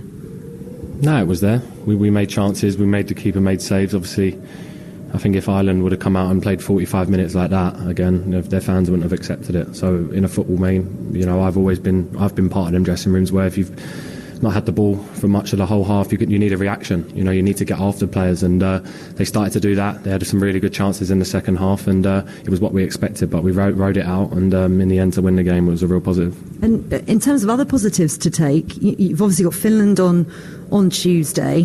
What new things has Lee Carsley brought into this side that's added and built on what Gareth Southgate and his team built? Yeah, I think you've been saying he's been talking a lot about control, a lot about fluidity, not just staying in one position, moving around, feeling free. Obviously playing a different structure with the ball, which helps a lot of the boys here because we do it at club. So it's been really fresh. It's been a really good week. The meetings he's took have been really to the point. He's been amazing to work with, and I don't think I've heard one lad say a bad thing. Everyone, even the young boys, coming up saying how amazing he is, and now I'm seeing it firsthand. He's a really, really good guy, and he's one of them managers that I think gives you that confidence to go and play, and can't wait to keep working with him going forward. And obviously you were working with Cobby in midfield. Angel then came on for 15 minutes or so. How have the newbies fitted in? Very good. They're outstanding football players. It's scary because I think when I broke into the first team at West Ham, I don't think there was this many youngsters, as good as the current crop that we've got, even talking world football. Angel, obviously Morgan, who come on, obviously the boys who are on the bench that have been called in, Cobby, they're only getting better, and I think it's an exciting time for English football, that we've got all these young players coming through, and we just got to keep being positive and working towards a goal of winning something. Just one final question, and it's on the furore that surrounded what Lee Carsley said to the press yesterday about not singing the national anthem. Just wondering what your stance on it is. Do you care whether your manager sings the national anthem or not? No, I don't have a stance. Obviously Lee played for the Republic of Ireland, now he's England manager. No, I don't have an opinion on it. I don't really see the news, so I didn't know that there was backlash from that, to be honest. It's the first I've heard, so I don't have a comment to make. Thanks very much, Declan. Well done today. Thank you. That was a good answer to that question. I have to say, good question as well. But as I said before the game, it's not X Factor. It's all about the football. And Lee Carsley gets off to a winning start. Interesting comments that he made there. We'll review them shortly. Let's hear, though, from Anthony Gordon, who's now with Faker Others. Sorry, Adi, snuck up behind me. Anthony, congratulations. 2-0 win. Good start to the Nations League campaign. Very good start. I thought it was a top performance from the start. The way we controlled the stadium, controlled the atmosphere, and most importantly, controlled the ball. I thought we had them right where we wanted them, and we always looked really dangerous in behind. So, really good start. Yeah, you obviously know Lee Carsley really well. What you did last summer with the under-21s. How has he bedded in, and how are you able to adapt what the previous England regime had brought in? He settled in really well. It's much easier for the lads who've worked with him before because we know exactly what it was like. And to be fair to him, he's been exactly how he was with the 21s in this environment, which is exactly what we needed, to be honest. The senior lads have loved him as well so far. I think the style of play, you're saying like changing from what we had previously, I think the lads have welcomed it. It's really good playing a possession style of football because you're constantly in control. You feel like you've got the opponent always where you want them, and with the players we've got, we're ready to kill at any moment, and that's going to be the important thing, is we always try and score. I know that you would have wanted to play more minutes at the Euros. I think it was 6 in total. Do you feel like this is an opportunity for you now under a manager who knows you well? Yeah, definitely. I've played with Lee for a while now, and he's seen the best out of me. He knows my strengths. Most importantly, he knows me as a person deeply, and he really gets me. He always has. I've got a brilliant relationship with him, but I'm not going to rely on that. I want him to just treat me fairly, treat me off my performances at club level, and then hopefully performances like today. I just spoke to Declan a moment ago about what happened in the second half, because it did feel like we saw kind of Carsley ball, if you like, Cars ball, however you would describe it, in the first half, and then it dropped off a little bit in the second half. Why was that? Yeah, I think you're right. I think they made some adjustments. They started pressing a bit higher, throwing a bit more bodies at the ball. Of course, they're losing 2-0. I think you'll have periods like that in football, but coming to away stadiums like this with a hostile atmosphere, we're still in control. They never felt like they were going to score. I think that's really key. If we can control teams and control the ball the way we did, I think we'll be successful. And in terms of your game, how do you rate your overall game? Yeah, good. I done what I'm good at. This is what I said all summer. I felt like I could threaten behind. I showed that today. I had like 4 in the first half. I was knackered after 20 minutes. But I should have scored, so I owe Trent one for the next pass he gives me. Yeah, you certainly do. Just one final question, because that was actually your first competitive start. Does that make a big difference to you, your full debut, if you like? Yeah, I think just every camp means a lot to me. It sounds very cliche, but it's the England national team, and there's so many good players who could get picked every time. So I definitely don't take it for granted, but yeah, you're just telling me that. So you didn't even know? I didn't know that. I treat every game the same. I give absolutely everything I can, but yeah, I'm buzzing with that. Excellent. Well done. Thank you, Anthony. Thanks very much. Nice to see you. That was a great answer at the end there. He didn't even know, because treats every game the same. Very interesting comments from Anthony Gordon. Says they controlled the stadium, controlled the atmosphere, controlled the ball. He also said, Stuart Pearce, the lads have welcomed the change in the style of play, and then added, I've got a brilliant relationship with Lee Carsley. Listen, he might mean certain things with those words. He might, have his own meaning for those words in his head. The way we interpret them could be different. I interpret them as he's much more happy now under Lee Carsley than he was before. The lads have welcomed the change in the style of play. I've got a brilliant relationship with Lee Carsley. That to me is Anthony Gordon saying, I'm happier than before.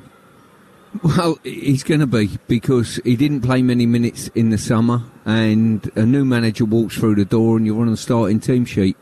Common sense, I think we're in a honeymoon period at the moment, aren't we? We're seeing all the good, which is fine, no problems there. Jim mentioned to me, and we saw a game today that we saw two sides of England, I think. Some that first half that really impressed us and was exciting. In the second half, we dropped off the tempo of the game, and it disappointed us a little bit, which is fine. Are we going to see that for another 5 times between now and November, and learn very little about, because of the standard of the opposition and all of those type of things? We've got the Republic to play at home, and I don't see them threatening too much on what I've seen today. And then the other games, the magnitude of the other games, are they going to be real tests for England to turn around and say, look, this is going to be absolutely ideal for us, So the bottom line is you can only win games. Good clean sheet, 2-0. I think a fair reflection of the superiority from one team to the other would have been a 4-0 scoreline. As we sit here now, one game down, 5 to go of his initial spell as interim, and then the decision will be taken as to what happens next.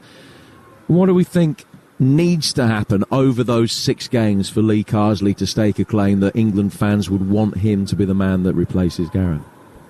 If you're asking me the question, I would say a consistency of performance is what I would look for. I mean, this is not for me about judging Lee Carsley. It's more so judging the team's performance in many ways and saying, look, yeah, we talk about having a great clutch of players, we talk about going on, but we need to improve on what we've done. And I tell you what we've done over the last 8 years has been incredible in the performances of where we've got to, and you're judged on where you get to in tournaments, People look back, 2 finals and a semi-final. Good luck in surpassing that, by the way, whoever you are taking this team on. What we need is performances continually over 90 minutes that when push comes to shove in those semis and in those finals that hopefully are up ahead are going to be good enough to get you over the line and pick you up silverware. More reaction to come. We'll hear from Lee Carsley on Talksport very shortly, and your calls are being taken right now. The phoning gets underway at 7:30 with Jason Cundy and Jermaine Pennant.